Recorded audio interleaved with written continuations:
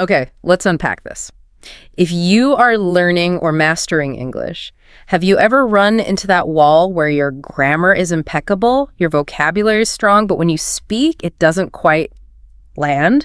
It feels, I don't know, mechanical? Or, on the flip side, when you listen to native speakers, they sound like they're just skipping half the words. It is, and I think this is fair to say, the single biggest blind spot in most language education. Right. Learners often have this feeling, this intuition, that they're missing some invisible internal rhythm. And the sources we've gathered today, they pinpoint exactly what that is, the underlying heartbeat of natural English speech. And that's our mission for this deep dive. We are going to get into the specific linguistic and phonetic mechanisms that create this rhythm. We're really going to pull back the curtain on things like stress timing reduction and flow. Yeah, the real mechanics of it. Yeah, exactly. And we're focusing entirely on the concepts you need to instantly sound more native, to clarify your own speech, and to dramatically boost your listening comprehension. This isn't about new vocabulary. It's about tuning your ear to the music the language is already playing. Precisely. What the sources reveal is a really foundational truth. English is organized less by the distinct separation of individual words, which is how we often learn it. One word after another. And more by its musical structure. We're going to explore the concept that defines this structure, the thing that separates English from dozens of other languages: stress timing. Okay. And once you internalize this pattern, your brain, it stops processing a long list of individual sounds and it starts anticipating the structure of the message itself. It's a total game changer. I love that idea. The music of language, it immediately reframes the whole conversation away from just grammar rules and into, well, pure sound dynamics. It's really the only way to genuinely understand fluency in English. I mean, linguists who study phonetics, they know that every single language has a kind of rhythmic signature, a preferred tempo and structure. And this isn't abstract. It's a measurable pattern of sound duration and intensity. And the analogies our sources provided are so useful for comparison here. Like, if you've spent time around a syllable-timed language like Spanish, for example, you get that feeling of like rapid-fire percussion. That's the perfect analogy. Yeah. It really is. In a syllable-timed language, the duration between the start of one syllable and the next is relatively consistent. Like a metronome. Exactly like a metronome. Each syllable gets roughly equal weight and duration. It doesn't matter if it's a long, complex syllable or a short, simple one. It just ticks along steadily, like da-da-da-da. Okay. And then you have French, which gets described more like, smooth jazz. Yeah, that's a good one too. At highly melodic, you have all these sounds blurring and flowing together, the liaison, the nasal vowels. It creates this sense of continuous, almost uniform movement, but it's still relatively regular in its syllable delivery. But English just breaks that mold completely. Yeah, it shatters it. The sources compare English to an irregular pulsing heartbeat. You get these strong, clear beats followed by these quick, weak skips. So the rhythm is uneven, it's dynamic, and it's driven entirely by intensity, not by uniformity. And that contrast is where I think the majority of learner confusion comes from. So let's get right into that defining feature, Len. Stress timing. If a language is stress timed, how does it actually physically organize itself around those strong beats? What's happening in the mouth? Well, it dictates the timing of the entire utterance, the whole thing. English organizes its temporal structure around the stressed syllables. The anchors. Those stressed syllables act as anchors, exactly. And critically, they appear at relatively regular intervals of time. So if there are two stressed syllables in a sentence, the time gap between them should be fairly constant, whether or not there are two unstressed syllables in between or 6. Wow. Okay, so the stressed syllables literally set the tempo, and everything else just has to scramble to adapt to fit that rhythm. Precisely. This is the mechanism of compression and stretching. And if you have, say, 4 unstressed syllables sitting between 2 of those anchors, those 4 syllables have to be compressed and reduced drastically to fit into the same amount of time that maybe 2 syllables would take in a different part of the sentence. The rhythm overrides the syllable count. The rhythm is king. It completely overrides it. I get the anchor concept, but why does the language force those unstressed syllables to compress? Why can't we just, take bigger steps rhythmically? What is the core pressure that's forcing that compression to happen? It's pure linguistic efficiency. I mean, over hundreds of years, the English language has developed these systems, which we'll get into in the next section, that make it physically easier and faster to reduce non-essential words. So it's about saving energy. It's all about saving energy. If we didn't compress, the language would be inefficiently slow. Think of a simple phrase like, give me the book. Yeah. The stress is on give and book. Okay. Now think of a longer one. Give me the blue and red book. The time it takes to say both of those sentences is almost identical. That's incredible. It is. The unstressed words me, in that first example, take up some time, sure. But the 3 extra unstressed words me, the blue and red in the second example, are just severely crushed to maintain that temporal regularity set by the 2 anchors, give and book. That walking analogy really helps solidify the difference then. A syllable-timed language is like marching left, right, left, right. Every step is uniform. Yeah, sure, yes. But in English, you're emphasizing steps at regular intervals. It's more like step, skip, skip, step, skip, skip, step. Yeah. The distance covered is regular, but the mechanics inside are just wildly irregular. That's a fantastic way to put it. You're still moving forward, but with a different kind of gait. Okay, so this brings us back to the classroom. If this stress timing is so fundamental, if it's the organizational principle of the whole language, why is it so often left out of standard language instruction? It seems like a huge oversight. It is, and the sources call it the curriculum gap. The established way of teaching focuses so heavily on these atomized components, perfect pronunciation of isolated sounds, mastering complex grammar rules, acquiring vocabulary lists. Right, building blocks. Exactly, building blocks. This creates speakers who are excellent at the individual elements, but they completely fail to see how those elements are supposed to interact rhythmically in real time. And the consequence of this isolated learning is, well, it's profound. If you, the learner, are taught to pronounce every syllable with careful, equal weight like that metronome we talked about, you are essentially imposing a syllable-timed rhythm onto a stress-timed language. And that leads to 2 major problems. First, your speech just sounds unnatural. It sounds formal, sometimes halting, even if your grammar is 100% correct. Okay. That's the production side. Right.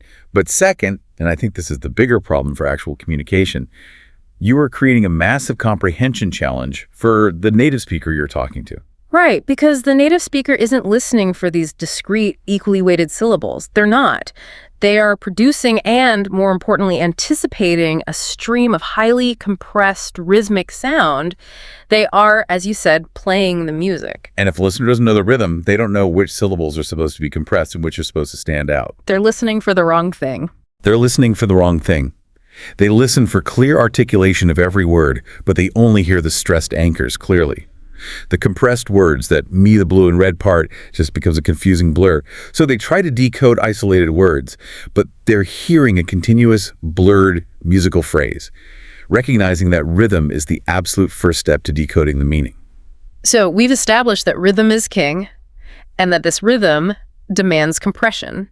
Now we need to move into the actual engineering of it all. How does English physically achieve that reduction? Which words are sort of eligible for compression, and what happens to their sounds? The process is, it's actually very systematic. It's highly logical. It begins with what you could call the content, separating the essential meaning carriers from the grammatical The operators. important stuff versus the glue. The important stuff versus the glue. That's perfect. The foundational rule is the rule of importance. Native speakers, often completely unconsciously, stress the words that carry the main information. We call these content words, and they reduce the words that act as the grammatical framework, the function words. And this is all driven by efficiency, right? The need to get the core message across as quickly as possible. 100%. So the content words, those are your anchors. They're the nouns, the main verbs, the adjectives, and the adverbs. The meaty words. The meaty words, yes. The function words are the grammatical glue. Articles like the and a, prepositions like to, of, at, auxiliary verbs have do, be conjunctions like and, but, and most pronouns like I, she, it. They're grammatically vital. You can't have a sentence without them, but their actual meaning in isolation is minimal. Exactly. They're built to be reduced. They're designed for it. So let's go back to that example. I'm going to go to the store. If I read that like a robot with equal stress on everything, it takes forever, and it's just painful to listen to. And you're stressing all 8 of those syllables. But a native speaker, they stress the core information. I'm going to go to the store. You hear the emphasis, the energy on the key verbs in the noun. Right. Going. Go store. The rest of it, I'm, to, ooh, and the are just crushed into the space between those anchors. Now, if you, as the learner, stress those function words, you're accidentally signaling that they carry some unique importance, which just confuses the listener. It changes the entire meaning. If I say, I'm going to the store, I'm emphasizing the word to, which suggests, I don't know, maybe there was a debate about whether I was going from the store or near the store. Right. I've broken the default rhythm to communicate a very subtle and probably unnecessary contrast. And that brings us to the actual sound reduction mechanism itself, which relies overwhelmingly on one tiny, unassuming vowel sound, the schwa, which is written as rum. The schwa, the simple sound. It's really amazing that the most common sound in this huge global language is so often just completely overlooked in instruction. It is the absolute embodiment of efficiency. The mechanism of reduction is this. When a syllable is unstressed, the vowel inside it doesn't try to articulate its full, complex sound. It relaxes its posture entirely. What does that mean, relaxes its posture? The mouth barely opens. The tongue remains central and neutral in the mouth. It requires the least possible effort from all the musculature in your jaw and tongue. It is the linguistic equivalent of taking your foot off the gas pedal. It's the default coasting sound. It's the sound English defaults to when it needs to conserve energy. Exactly. And we see this at the word level first. Just look at common multisyllable words where the stress doesn't fall on the first syllable. Take a word like banana. Okay. A non-native speaker might give equal weight to all three A sounds. Bot, N-A-ake. Right, pronouncing the letter A as they learned it. But a native speaker reduces the unstressed ones. The stress is on the middle syllable, B-N-A-N-A. The first and third syllables are reduced to schwa. They become these little throwaway sounds. B-N-N-A-N, I can hear it now. Or photograph. The stress is on the first syllable, P-H-O-tograph. That second O reduces to a schwa, photograph. If you try to give that middle O a full, clear O sound, you just sound overly formal or slightly incorrect. And the ultimate application of this is on all those function words we mentioned. That's where it does the most work. The article A in isolation is E, but in a sentence reduced, it's I saw a cat. The preposition for is strong foes, but reduced, it becomes for. This is for you. They all collapse into this universal neutral vowel sound. And this pattern, it's not optional. It's non-negotiable for achieving natural rhythm. So the schwa is really the basis for what we call weak forms. We talked about how of becomes re or just Can we go a little deeper into the most frequent words that rely on these weak forms, especially the auxiliaries? Because I feel like that's where learners really miss the beat entirely. Oh, that's a critical area for expansion. You're right. Function words, they only maintain their strong form when you say them in isolation, like reading from a list, or when you're emphasizing them for a specific reason. But the weak form is the absolute rule in continuous connected speech. So let's look at those common auxiliary verbs, because using their full strong forms must completely disrupt the flow. It does. Let's take the auxiliary have. In isolation, you say have. But when you use it in the present perfect, for instance, in a sentence like, they have finished the work, it reduces. How does it reduce? Well, often the H at the beginning is dropped entirely and the A vowel becomes a schwa. So it sounds like they finished the work. Sometimes it's just a contraction. They've finished. Right. If a learner says they have finished with that full, strong form, it sounds like they're trying to contrast it with they haven't finished. It puts all this undue emphasis on the auxiliary verb, which isn't the main point of the sentence. That's a huge insight. So what about the auxiliary be forms like are and was? Those must be everywhere. Everywhere. So are is strong dover, but in a question like where are you going, it reduces to sure. Yeah. Or just contrasts completely. Where are you going? The stress is on where and going, and that word are just becomes tiny. It almost disappears. It almost disappears. And it's the same with was. The strong form is was or W-ins. But in a sentence like, what was he doing? The vowel in was reduces to a schwa. What ready doing? Trying to maintain that full S sound in was just slows the entire phrase down, and it sounds really unnatural. And the modals, these are already complex grammatically for a lot of people, so I imagine their rhythmic reduction as a whole other layer of difficulty. Absolutely. The modal verb can is the classic example here. The strong form is can, but when you're just using it for ability, like in I can go, it becomes the weak form, can. If you say can, a can go, it often implies that you're emphasizing permission. Yes, I can go, despite what you said. Learners really struggle with this because they feel that saying can sounds like the word kin and that it's confusing, but it is the expected default sound in that context. And the sources also mentioned the sort of ultimate examples of reduction, these phrases that have basically merged entirely because of this constant rhythmic pressure. Yes, the cup of tea phenomenon. Okay. It's a perfect illustration. When the word of reduces to fray in the phrase cup of tea, the acoustic result is cup of tea. Cup of tea. The written form kupa that you see sometimes, that just reflects the spoken reduced reality. The same thing happens with going to becoming gonna or got to becoming gotta. So these aren't just sloppy slang. Not at all. They are legitimate linguistic structures that have evolved specifically to maintain the integrity of the stress-timed rhythm at a normal conversational speed. I mean, if you tried to say, I am going to go now, using all the full forms, the rhythm would feel incredibly labored and slow. So using weak forms isn't optional for fluency. It's not optional. It is the core mechanism by which English maintains its natural pace. Okay, we've now established how the sound of individual words compresses and stretches. But even with perfect schwas and weak forms, my speech could still sound choppy if I pause after every single word. Exactly. So how do native speakers knit all those reduced and stressed words together into a single, flowing whole? This is where we need to shift our focus from the word to the phrase. English doesn't deliver ideas word by word. It delivers them in single rhythmic units. And these are called thought groups or sense groups. This is where fluency truly resides. Thought groups. A thought group is basically a unit of meaning. It could be a phrase or a clause that conveys a single logical idea. Native speakers, we think and we breathe in these groups, and they are delivered as one continuous, unbroken rhythmic unit. And we know that each of these groups has its own rhythmic hierarchy. They can have multiple stresses, but usually there's one primary stress, right? The nuclear stress. That's right, the nuclear stress. It's the loudest and usually the highest pitched, and it almost always falls on the last content word of that group. So that final content word in the chunk is the real destination for the listener's attention. It's the destination. It's the payload of that particular data packet. Let's use that longer example from the source material. I went to the grocery store this morning to pick up some milk.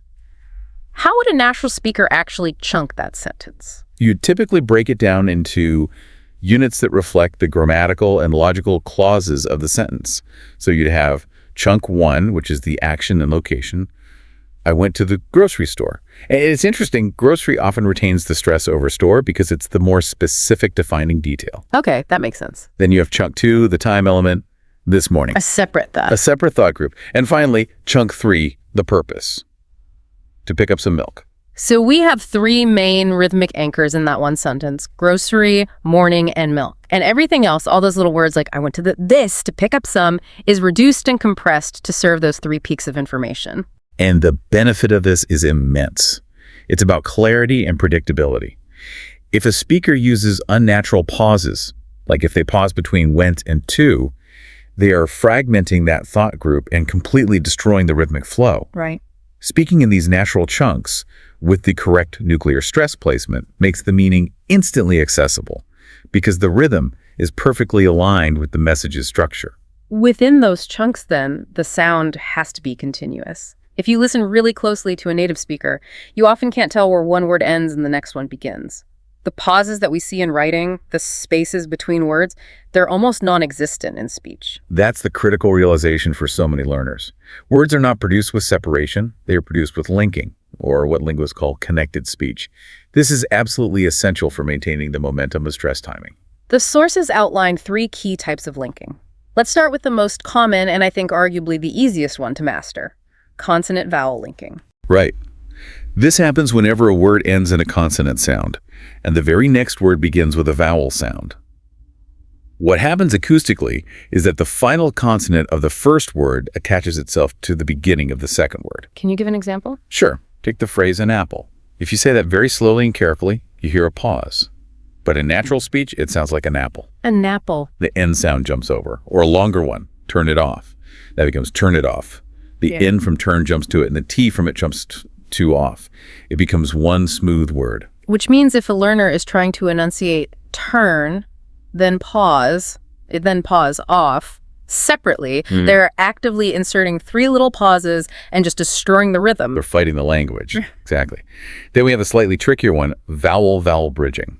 This is what happens when 2 vowels meet at a word boundary. The vocal mechanism will often insert a tiny little glide sound to smooth out the transition. Like a little speed bump to keep the car rolling smoothly. Precisely. It prevents a jarring stop. For example, between a word ending in a high front vowel sound, like the E in see it, a tiny I sound is often inserted. See it. See it. Yeah, I can feel that. And if the first word ends in a high back vowel, like the O sound in go away, a little he sound is inserted. Go away. Go away. This bridging maintains the continuous flow of sound energy.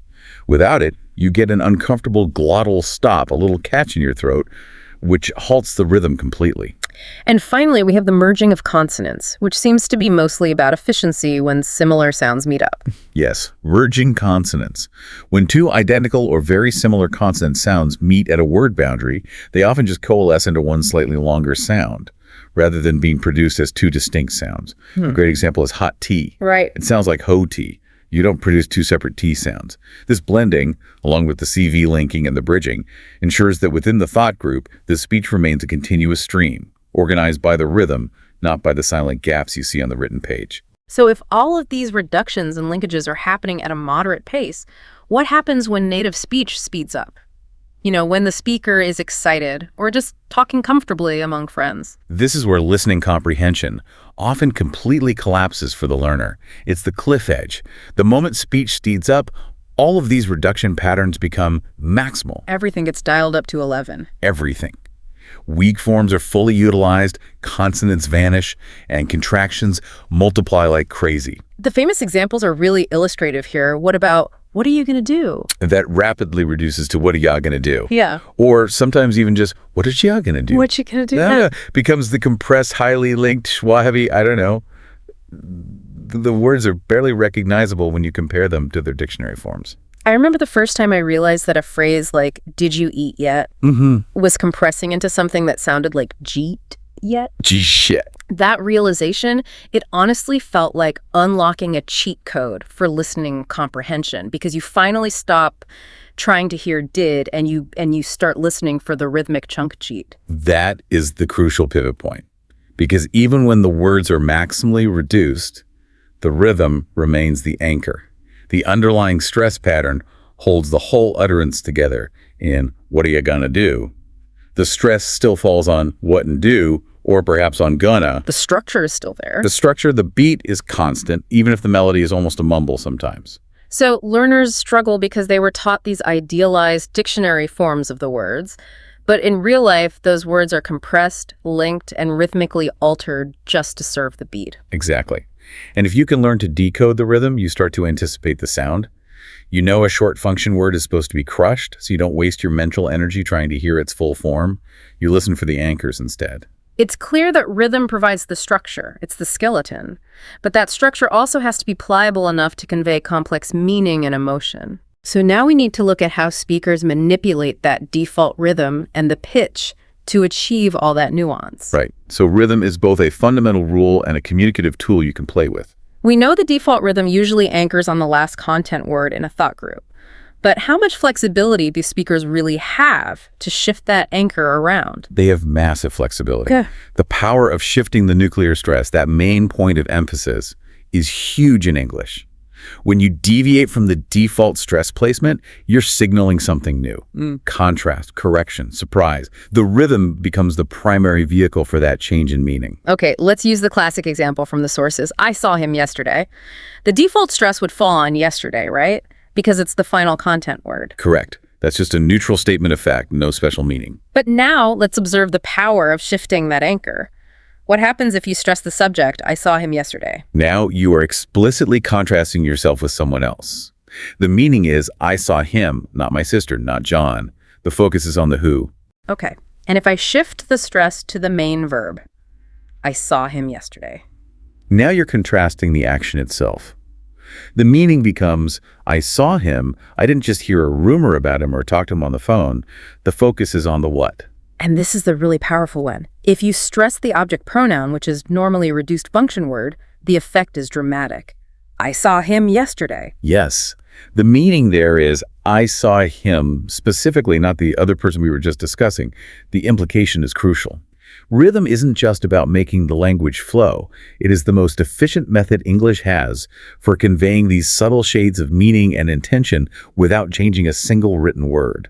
This must be a huge struggle for learners who come from syllable-timed languages, where that kind of contrast or emphasis is often achieved by adding a separate word or a particle. It is. In English, you just move the beat. So if stress is the drum beat, the temporal anchor, then intonation is the melody. It's the pitch variation that rides on top of that beat. And those two elements have to work in perfect synchronicity. They're inseparable. Does the pitch change across all the syllables equally, or only on the stressed ones? That's a critical point. The major pitch changes, the real melodic shifts, they happen on the stressed syllables, and particularly on that nuclear stress we talked about. The unstressed, reduced syllables, they tend to remain at a relatively flat, low pitch. They just kind of flow beneath the main melodic changes. Let's look at the basic patterns then. Falling intonation signals completion. Exactly. It signals certainty, finality, or a declarative statement.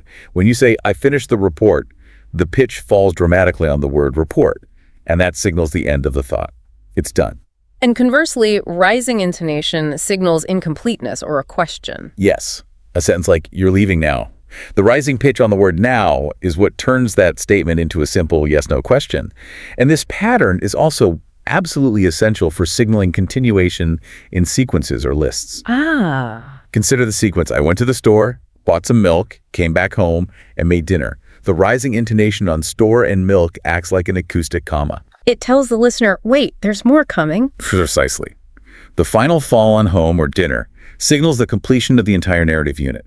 If the speaker used a falling intonation on store, the listener would assume the story was over at that point and might even interrupt. We've been discussing a sort of default rhythm, but English clearly speeds up and slows down depending on the context. How dynamic is this stress timing, really? It's highly dynamic, but the core principle of stress timing is a constant. The degree of reduction and the tempo of the speech can change, but the placement of the anchors doesn't fundamentally shift. So it adapts. It adapts. Look at the difference between formal speech, say, a presidential address, or a high-stakes professional pitch and casual conversation. Very different sounds. Very different. Formal speech tends to be slower, the articulation is much clearer, and there's less of that maximal reduction we discussed. Weak forms are still used, but the difference in energy between the stressed and unstressed syllables might be less extreme. The speaker is prioritizing maximum clarity over maximum speed. Whereas in casual conversation, especially when the energy is high, you get the opposite. You get maximum reduction, maximal linking, and full utilization of all the weak forms. If you're excited about telling a story, you speak faster, and the language accommodates that speed by reducing everything that isn't absolutely essential to the core meaning. Emotion must play a huge role, too. A powerful role. Excitement increases the tempo and often increases the energy difference between the strong and weak syllables. If a speaker is speaking sadly or carefully, the rhythm slows down, and the individual word boundaries might become slightly clearer, which sort of mimics formal speech. And our sources confirm that this basic rhythmic pattern is universal across the major English varieties. It's not just an American or British thing. No, the principle of stress timing holds across British, American, Australian, and all major native English dialects. The implementation can vary slightly. How so? Well, for instance, British English is often noted for having a more exaggerated or clipped rhythmic pattern. The stressed syllables can be very loud and long, and the unstressed ones are almost swallowed entirely. American English often exhibits a slightly smoother blend between the two. But in all cases, the primary organization is still based on the regular occurrence of those stressed anchors. The heartbeat is the same, even if the intensity varies. Okay, so we have the theory, the mechanics, and the application to meaning. Now we really need to turn to the listener. Why should you internalize this beat? What is the practical payoff for an advanced learner in a real-world communication setting? The payoff is twofold, and it's massive. It's about efficiency in your production and prediction in your comprehension. Let's start with efficiency. Rhythm is the ultimate efficiency hack for communication. By automatically stressing the content words and reducing the function words, English speech provides an immediate acoustic hierarchy of information. It flags what's important. Instantly. The listener doesn't have to guess. They know the critical information is concentrated on those high-energy syllables. So when a speaker, especially a non-native speaker, fails to follow this rhythm by, say, stressing a function word or giving equal weight to every single syllable, they are actively disrupting that efficiency. They are forcing the listener to work harder, much harder. They force the listener to slow down their own decoding process to try and parse the unusual pattern. When a native listener hears incorrect stress, their brain briefly stalls. It's trying to figure out, why do they emphasize the instead of store? Right. What special meaning am I missing? Exactly. By conforming to the expected stress time rhythm, you dramatically reduce the cognitive load on your listener, and that allows them to focus entirely on your message, not on the mechanics of your delivery. It's the difference between driving on a clear, well-marked highway and driving through a chaotic construction zone. One requires all your mental effort just to navigate the path. The other allows you to relax and enjoy the scenery. That's a perfect analogy. And beyond mere efficiency, the sources highlighted a really fascinating cognitive benefit that comes from internalizing this rhythm. Predictability. This is truly the key to mastering fast, real-world conversation. What exactly is happening in the brain when we predict based on rhythm? How does that work? Well, your brain, once it's tuned to stress timing, it begins to anticipate the flow. It knows that the distance and time between the strong beats is relatively constant. Okay. This allows the listener to anticipate when the next anchor, the next piece of critical information, is going to arrive. It helps you predict where a thought group is ending, which in turn helps you predict grammatical function. Falling intonation probably means a statement. Rising intonation, probably a question. So you stop listening for every single word. You can't. It's too fast. You can. Instead, you start to focus on the rhythmic guideposts, the stressed syllables, and you use context and expectation to quickly fill in the compressed, reduced words that fall in between. That is exactly it. You are actively predicting the structure and the information density of the sentence. And this massive reduction in mental effort, it frees up all these cognitive resources that would otherwise be spent agonizing over an unclear schwa sound or a missed word. You move from passively trying to catch the sound to actively anticipating the meaning. And the impact that has on your listening comprehension is often the most dramatic benefit of mastering the beat. It's huge. For the serious learner who's listening right now and wants to implement this, what are the, say, 4 most common rhythmic pitfalls they need to be hyper aware of? Okay, let's break them down. We'll start with the most disruptive one. Stressing function words. You should almost never place the nuclear stress on articles, prepositions, or auxiliary verbs unless you are explicitly creating a contrast. Saying, I can do it is the correct neutral statement, but saying, I can do it signals an unnecessary correction or emphasis. Got it. Okay, number 2. Number 2 is the schwa issue. Failing to reduce vowels.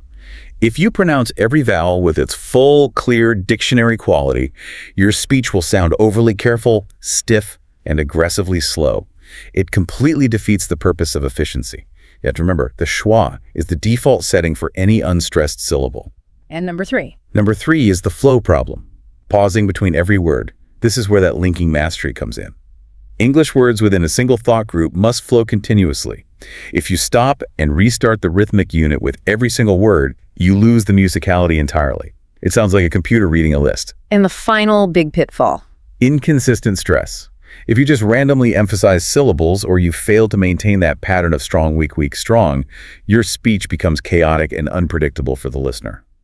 Native rhythm is extremely consistent, which is precisely why it's so predictable and so efficient. Okay, so the good news is that rhythm is something your body and your brain are literally wired to learn. It just requires some specific training targeted at auditory perception and muscle memory. That's right. And the first and most foundational step is simply awareness. Now that you know about stress timing, the schwa, and weak forms, you need to become an active listener. When you watch a movie or listen to native speech, don't focus on the grammar for a bit. Close your eyes and just focus on the sound. Start tapping your finger along to the stressed syllables. Listen for the pattern. Tap, tap, tap, tap. Don't listen to the word. Listen to the energy. Once you're aware of it, the next step is physical practice using rhythmic reading. This is one of the most effective techniques out there. You take a simple text, maybe just a few paragraphs from an article. First, go through and mark every single content word that you think should receive stress. The nouns, main verbs, adjectives. Then you read it aloud, but you exaggerate the pattern aggressively. You should be loud and long on the stressed words and practically whisper or throw away all the unstressed function words. So if the line is, the dog was chasing the ball into the park, you should sound like a choppy, dramatic actor. It feels silly at first. It does. But that exaggeration, it trains the muscle memory of your mouth and your ear to accept the huge disparity in energy between the strong and weak syllables. Another superb technique is to use a metronome or background music. Set a steady beat, say 120 beats per minute. Try to speak sentences or phrases and force every single stressed syllable to land exactly on that click or beat. All the reduced syllables have to be crammed into the tiny space between the clicks. This physically reinforces the temporal regularity of the strong beats. And my personal favorite for real-time internalization is shadowing. This technique isn't just listening and then repeating later. You listen to a native speaker segment, maybe just 5 seconds of it, and you repeat it immediately, talking over or just a split second behind the speaker. And the key is, you aren't trying to capture the dictionary words, you're trying to perfectly mimic the music, the rhythm, the intonation, and the tempo. shadowing works because it bypasses your mental dictionary. It forces your auditory system and your articulatory muscles to work together purely based on sound pattern recognition. It's training the muscle memory you need for smooth linking and reduction. And don't dismiss singing. I mean, English songs, especially pop and rock, they follow rhythmic patterns that are very similar to speech. If you sing along, you naturally internalize the rhythm and the flow of connected speech without even consciously thinking about the linguistic rules. It makes the beat physical and, well, enjoyable. And finally, for more subtle refinement, you can practice minimal stress pairs. Take simple identical sentences and just practice hearing and producing the difference based only on where the stress is located. Continuously practice saying, I saw him yesterday versus I saw him yesterday. This trains your ear to the meaning-altering power of stress location, which is essential for advanced nuance. This has been absolutely illuminating. To summarize for everyone, the path to natural fluency, it runs directly through the language's fundamental architecture. English is stress-timed. The schwa and weak forms are the essential engines of that reduction. You have to speak in flowing, linked thought groups, not discrete words. And ultimately, mastering this rhythm drastically reduces the cognitive burden for both you and your listener. And we really want to leave you with a sense of empowerment here. For many learners, adopting a native-like rhythm can feel like you're letting go of control or even changing your identity. But understanding this system, it actually grants you control. That's a great point. You now have the choice, the ability to utilize these reduction and timing patterns for maximum clarity and naturalness in any professional or social setting you choose. Ultimately, you are moving past simply knowing the language and you're learning how to perform it. Learning the rhythm is like learning the basic steps of a dance. It provides the necessary structure and framework, but it also allows you the freedom to vary the tempo, to inject your own personality, and to just enjoy the conversation without constantly fighting the fundamental physics of the language. And the sources pointed out this intimate, necessary relationship between English grammar and this process of reduction. That grammatical function words must be able to slide easily into those unstressed spaces. So let's close with this provocative thought. Contractions like should have becoming should have, or going to becoming gonna. These are essentially the language finding grammatical shortcuts just to keep the beat. The rhythm forces the grammar to change. Exactly. So if rhythm fundamentally dictates structure, consider this. What other complex aspects of English grammar that you might have found confusing, maybe the strange positions of prepositions or the quick, fluid usage of phrasal verbs, were actually developed, or at least reinforced, just to satisfy the relentless necessity of the stress-timed beat. Something to mull on as you start listening for that hidden heartbeat in every conversation you encounter. Welcome to the Deep Dive. Today we are strapping in for high-speed sprint up what many of you know all too well as the Fluency Mountain. It's a very familiar feeling, isn't it? It really is. It's this problem every language learner faces, I think, no matter how dedicated they are. Yeah. You've got years of grammar rules stored away. You've memorized these huge piles of vocabulary. You can even read complex articles. But then a native speaker talks to you at, real conversational speed, or you try to say something yourself. And it all just hesitates. It stutters, or it just seems to vaporize entirely. That leap from knowing stuff about a language to actually using it smoothly, it can feel impossible. That is the classic proficiency paradox. Exactly. You have the map, all the theoretical knowledge, but you just can't navigate the territory in real time under pressure. Right. So our source stack for today is focused entirely on that gap. We're going deep on a technique called shadowing. Shadowing. I've heard this term thrown around a lot. It's used by some really high-performance language users, right? The highest. Think professional interpreters who need that instant recall. polyglots who seem to master languages with impossible speed, even actors trying to nail a specific dialect. And our mission for this deep dive is to go beyond just the simple definition of that. Yeah. We really need to extract the precise steps, the neurological how, and the practical why this exercise can be, well, a secret weapon for real fluency. Yes, moving you from knowing the language to actually performing it. Exactly. Performing it. And the material we reviewed is, well, it's remarkably extensive. It gives a true 360-degree view. We're talking everything from the deep neuroscience, the auditory motor circuits in the brain, all the way down to these really practical, level-specific guides on what materials to pick and how to track your progress. So the goal here is to pull out those critical pieces that help you, the listener, move beyond just passively taking in English and start really activating your speaking skills. In a smooth, real-time feedback loop. That's the key. Okay, let's unpack this technique. So, to start at the very beginning, what is shadowing, really? The sources seem to make a big deal about the difference between this and, say, just repeating a phrase you hear in a class. Yeah, and that distinction is everything. At its foundation, shadowing is a deceptively simple idea. You listen to spoken language. An audiobook, a podcast, whatever. Exactly. High-quality audio is best, and you repeat it aloud immediately after you hear it. You're aiming to be as close to simultaneous as you can manage. Almost speaking at the same time. Almost. But here's the crucial part, the thing that makes it so much more than just parroting. You are matching not just the words, not just the dictionary definition. You're matching the sound. You're matching the entire acoustic package. Their rhythm, the intonation, the stress on certain words, the speaker speed, and this is a big one, even the emotional tone of the speaker. The origins of this are really compelling to me. The sources trace it back to professional interpreter training. Why there? That's such a high-stakes environment. Well, it's purely functional. Interpreters can't afford a delay. They need instantaneous processing and absolutely perfect reproduction, often under immense cognitive load. So it was born out of necessity. Completely. It was refined in those circles because it trained the speed and the fidelity they needed. The material points to pioneers like Dr. Alexander R. Gwells, who sort of took this professional method and systemized it for language learners. And now it's something polyglots and even speech pathologists use. They swear by it because it tackles the physical hurdles. It's about bridging that gap between knowing a sound in your head and actually physically producing it with your mouth quickly and accurately. Yeah. It forces that passive knowledge into active muscle memory. Okay, so let's be super precise about the timing, because this feels important. If I listen to a podcast, hit pause, and they repeat the sentence, that's not shadowing. That's standard repetition, echoing, which is useful, but it's not this. But if I try to speak almost at the same time as the host, maybe just a syllable or two behind, that's shadowing. That is shadowing. That sounds absolutely exhausting and honestly really frustrating. Isn't there a danger people will just get discouraged and give up? And that's the point of friction. The sources really emphasize that the initial frustration is a sign that it's working. How so? Because it's fighting your brain's default sequential way of doing things. Think about normal repetition. You hear the sentence, you store it, you consciously process it, then you speak. It's a slow, step-by-step chain. Right.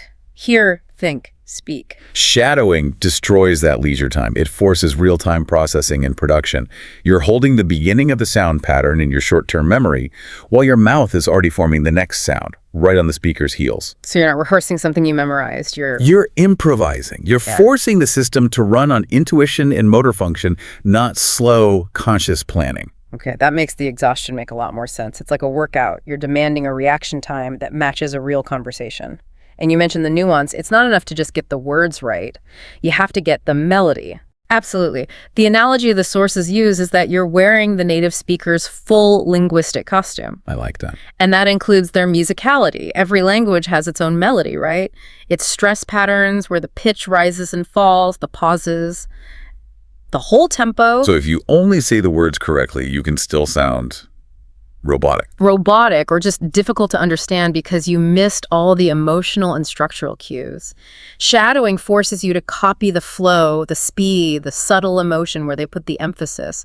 So it's this multi-skill integration. It's activating listening, speaking, rhythm, all at once. And reading, too, if you're using a transcript, it's the engine that transforms that passive input into active, fluent speech. The sources had a brilliant analogy for this. They said it's the difference between a musician practicing isolated scales And playing along with a complex piece of music. Exactly. And that analogy is perfect. The scales, that's your grammar study, your flashcards, they're necessary building blocks, of course. But scales don't teach you rhythm, or timing, or expression. Not at all. Playing along with the full piece forces you to match speed, anticipate changes, capture the emotion. It's performance practice. Shadowing is high-stakes performance practice for the complex composition of natural English. So it's making the language physical, automatic, Fundamentally, it changes how your brain even interacts with the input. which feels like it's tapping into our most basic, primitive way of learning language in the first place, which is just mimicry. Precisely. And that leads us right into the science of why this actually works so well. This is where it gets really interesting for me. I love how the sources frame this around what they call the infant model. Babies don't start with grammar books. They listen. And they mimic sounds and intonation constantly. They are, in essence, professional shadowers. They absolutely are. And the human brain is just fundamentally wired for that kind of auditory mimicry. That pathway is ancient, and it's incredibly powerful. A baby gets its native accent not from rules, but from constantly trying to reproduce the sound patterns they hear. Shadowing just hijacks that same powerful learning mechanism. So let's get into the 4 key scientific mechanisms the sources identified. The first one seems to be the most critical, activating the auditory motor circuits. What is that actually doing in the brain? This is the neurological core of the whole thing. So when you hear a sound, that information goes to your auditory cortex. Okay. When you speak, that's controlled by the motor cortex, which moves your tongue, your lips, your jaw. 2 different areas. 2 different areas. When you do both at the same time, hearing, processing, and producing, you are physically creating and strengthening high-speed neural links or circuits between those 2 areas. So you're building a bridge. Think of it more like building a dedicated high-speed bypass lane on a highway. Passive study builds a slow, winding road that goes from the hearing center through the grammar analysis center and then eventually over to the speech production center. Right, the scenic route. The very scenic route. Shadowing builds a direct freeway from sound processing straight to speech production. It bypasses that slow, conscious, internal translator. So the goal is literally to short-circuit that inner monologue, the one that makes you hesitate and stutter. Precisely. It forces automaticity under pressure. Which brings us to the second mechanism. It improves your oral memory. Oral memory, so your memory for sounds. Exactly. Yeah. Because you're trying so hard to match the speaker's unique intonation, their rhythm, the whole musicality, your brain has to hold that complex sound pattern in your short-term memory with far greater detail than if you were just passively listening. So you're not just remembering words, you're remembering whole phrases with the melody attached. Yes. You're memorizing sound patterns, not isolated data points, and that means you remember them longer and more accurately. You remember natural word groupings, what linguists call collocations. Which leads right into the third mechanism, which is more physical, the automation of pronunciation. This is a huge hurdle for so many people, making sounds that just don't exist in their native language. We can't overstate the physical component here. Speaking a new language is a complex motor skill. You're moving your mouth and tongue in unfamiliar ways to make sounds like, I don't know, the sound in English. Right. The constant, repetitive, immediate action of shadowing literally rewires those physical articulators. It moves those complex movements into your muscle memory. So you stop having to think, okay, where does my tongue go for this sound? Exactly. It just goes there. It becomes automatic. And that frees up so much of your brain power to focus on the meaning of what you're saying, not the mechanics. It's like an athlete training a specific move over and over until it's just instinct. That's a perfect analogy. You don't learn a golf swing by reading a book. You need the physical reps.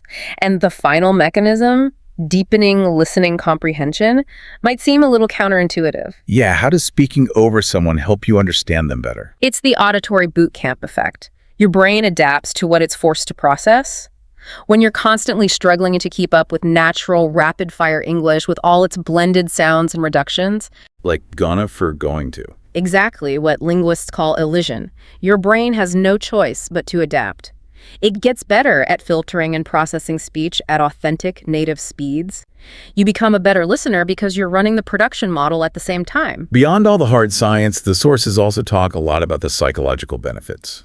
The confidence boost. This is huge. It's the ultimate psychological rehearsal. You are rehearsing real-life English under realistic time pressure. So when you're in a real conversation, it doesn't feel so new and scary. It feels familiar. The fear of making mistakes goes way down because the movements aren't novel anymore. Your fluency skyrockets. Your responses become more automatic. You start thinking in chunks and phrases, not just individual words. And this isn't just theory.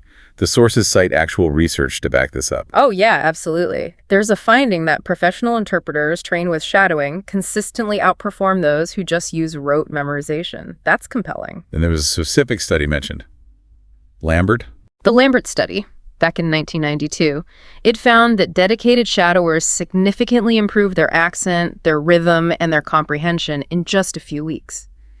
The evidence, both from research and from coaches, is overwhelming. This works because it targets the way humans are built to learn language in the first place. Okay, so we know why it's so powerful. Now, the crucial part for everyone listening, how do you actually do this correctly? Because I can see how if you do it wrong, you could just be reinforcing bad habits. Or just get completely overwhelmed and quit. Yeah, the execution is critical. And the very first step, before you even press play, is material selection. Right, setting the stage. This is paramount. Garbage in, garbage out. If you shadow unclear or poorly pronounced audio, you are training your brain and your mouth incorrectly. So the sources lay out very specific criteria. First up, clear native pronunciation. That seems obvious. It is, but it's worth stressing. No background noise, no bad microphones. You need audiobooks, high-quality podcasts from major networks, TED Talks, NPR. The model has to be clean and consistent. Okay, second criteria, and this is the one I think people will push back on. It has to be at natural speed. Why avoid those slow for learners recordings? They seem so much more manageable. It feels harder, I know, but it's essential. The whole goal is to be automatic at real speed. If you only ever train at half speed, that's the fastest you'll ever be comfortable speaking. You're putting a ceiling on your own fluency. You are. And you miss the conditioning for how sounds blend together in natural speech. The natural speed creates the pressure that your brain needs to build that bypass circuit we talked about. The discomfort is a sign of adaptation, not failure. I see. And finally, variety. Different accents, different tones. Crucially important. If you only ever listen to one American news anchor, you'll be lost when you talk to someone with a British or an Australian accent. You need to train your ear on formal lectures, casual chats, high-energy interviews. It builds your cognitive flexibility. Okay, so materials are selected. We have our high-quality 90-second audio clip. The sources then lay out a 7-step process. Steps 1 and 2 are basic prep. Quiet place, headphones, and have the transcript handy. The prep is key because shadowing takes immense focus. Headphones are mandatory to catch every little detail, and the transcript is optional, but highly, highly recommended, especially at first. It links the sound to the spelling. Then step 3 is the warm-up, which I thought was a brilliant idea. Listen first without speaking. Just focus on the melody. This step is non-negotiable, and it's the one everyone wants to skip. Before you even try to make words, you have to internalize the musicality, the prosody, just listen for the rise and fall, the stress, the flow. And then hum it. Yes, try to hum the intonation without the words. You're separating the rhythm training from the word training. You're prioritizing the music, which is foundational to sounding natural. It's like learning the dance steps before you try to sing the song. Okay, so then step 4, the first pass. This is where the rubber meets the road. You play a tiny segment, 5 to 15 seconds, and shadow immediately. This is the moment of simultaneity. You match everything: sound, rhythm, speed. And the most critical instruction here is, do not stop to worry about understanding every word. That's so hard to do. It is, but you have to. The first few passes are purely physical, a motor exercise. If you stop to translate or look up a word, you've shattered the flow and you defeat the entire purpose. Your brain has to learn to keep going. Step 5 is about building on that. Repeat and build up. Patience and repetition. You pause, you rewind, you practice that little 5-second chunk until it feels comfortable, until you find the groove. Then, and only then, do you start stringing those chunks together into longer sentences or a full paragraph. And after you've nailed the physical part, step 6 is where you bring the meaning back in, adding depth and emotion. Right. This is the bridge back to communication. Once the mimicry is comfortable, you focus on conveying the same emotion as the speaker. If they sound excited, your voice has to have that same energy. If they sound serious, you replicate that tone. So you're moving from a mechanical exercise to actual speech practice. You're activating your expressive skills, making sure the sounds you make carry real meaning. And the final step, step 7, is the feedback loop. Record and compare. The moment of truth. It can be brutal, but it's absolutely essential. Use your phone, it's perfect. Play the original segment, then immediately play your version. You will instantly hear the differences that your brain was filtering out. Where your rhythm is off or where you're mispronouncing a vowel. Exactly. It gives you an objective roadmap for what to work on next time. It's almost impossible to fix unconscious errors without that kind of external, accurate feedback. Okay, so we have the steps, but let's talk about the troubleshooting. I know a lot of people try this, hit a wall, and then quit, thinking it's not for them. The sources had a great list of common pitfalls and how to fix them. Yes, and knowing these in advance can save you a lot of frustration.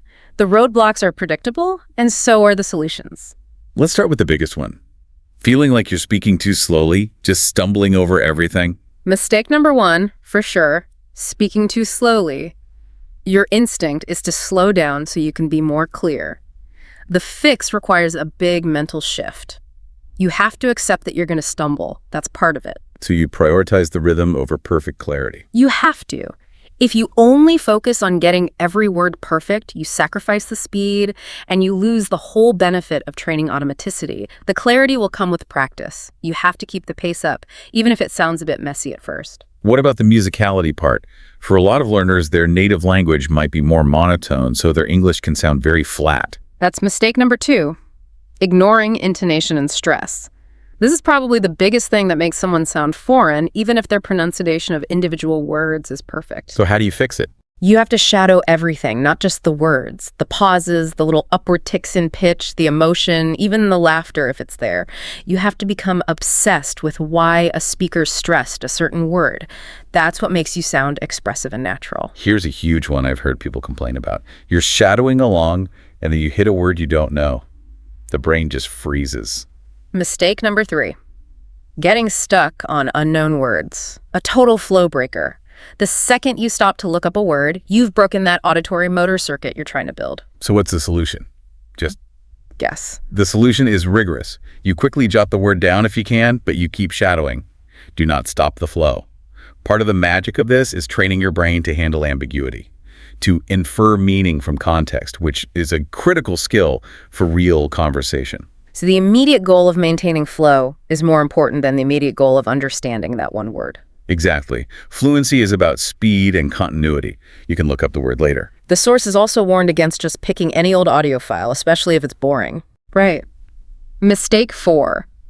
Using boring or unauthentic materials. Shadowing takes a ton of concentration.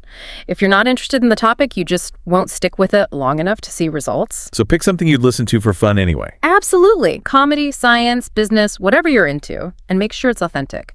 Real conversations, not sterile textbook recordings. You need to learn how people actually talk. And the last big pitfall, practicing in a vacuum with no external check-in. Yes. Mistake number 5, shadowing too much without feedback. This is dangerous because you can develop and reinforce bad habits without even realizing it. Maybe you consistently mispronounce one sound and you're just cementing that error every single day. Because you can't hear your own mistakes. We're often deaf to them. So the solution is periodic feedback. Share your recordings with a teacher, a language partner, or even use some of the new AI pronunciation tools. You need an outside ear to catch what you're missing. Okay, so with those mistakes in mind, let's talk about customizing the technique. How does this look different for a beginner versus someone who's already pretty advanced? Customization is everything. One size does not fit all here. You have to adjust the speed, the complexity, and your focus based on your current level. So for a total beginner, what's the starting point? For a true beginner, the goal is just foundational exposure, simple mimicry. You use very short segments of very clear, simple material. Graded readers are perfect for this. So just shadow one short phrase at a time. One phrase. The focus is purely physical, just getting your mouth moving and connecting the sound you hear to the sound you make. You don't even have to worry about 100% comprehension at this stage. It's just motor activation. And what about for intermediate learners? This is where I feel like most people get stuck. This is where the technique can create the biggest breakthroughs. Intermediate learners need to jump straight into natural speed materials, podcasts, news, real conversations. And the focus shifts. The focus shifts heavily from just making sounds to mastering the musicality, the stress, the intonation, the rhythm. And this is the stage where you absolutely must start recording and comparing your speech to iron out those differences in accent and flow. They have the vocabulary. Now they need the delivery system. And for those at the top aiming for that native-like fluency, what's left for them to do? For advanced learners, shadowing is about nuance and complexity. You have to seek out cognitively challenging content. Political speeches, fast-paced debates, dense academic lectures, even stand-up comedy. Stand-up comedy would be incredibly hard with all the timing and cultural references. It's the ultimate challenge. You're focusing less on basic pronunciation and more on picking up insider phrases, idioms, and the subtle cultural cues that separate a fluent speaker from a native one. You're polishing the final edges. So we have the basic technique, we know how to tailor it. But let's talk about some advanced variations to keep the practice fresh and targeted. Shadowing isn't just one thing. No, it's a flexible framework. You can and should modify it to target your specific weaknesses.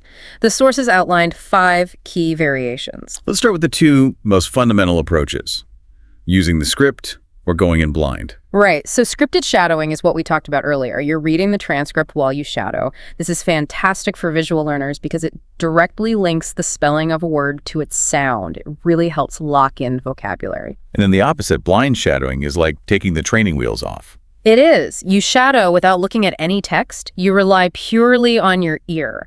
This forces your brain to process sound much more quickly, and it's essential training for understanding rapid, blended speech in real life when you don't have a script to follow. Then there's chunked shadowing. This sounds perfect for those long, complicated sentences that can really trip you up. It's a great tool for managing cognitive load. You just break a long sentence into short, meaningful phrases or chunks. You master each little chunk individually, getting the rhythm just right, and then you string them together.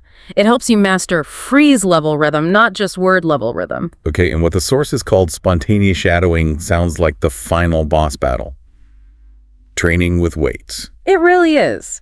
This is for advanced learners. You try to shadow live content. A live radio show, a TV broadcast, even the person you're talking to, with no ability to pause or rewind. It sounds terrifying. It's a brutal simulation of real life. It pushes your brain to its absolute limit and hones those real-time processing skills you need for truly fluid conversation. And finally, my favorite one, theatrical shadowing. This is where you get to have fun with it. You channel your inner actor. You don't just mimic the speaker's emotion, you exaggerate it. You overperform their enthusiasm or their conviction. You even copy their gesture. And that's not just for fun. There's a reason for it. There is. The exaggeration helps to cement that expressive language deep into your memory. It makes the emotional contours and intonation patterns physical and unforgettable, ensuring your own speech becomes more dynamic and less flat. It's amazing how scalable this is. Let's connect it now to some very specific high-stakes goals that our listeners might have, like for presentations or exams. It's perfectly suited for that because you can tailor the source material so precisely.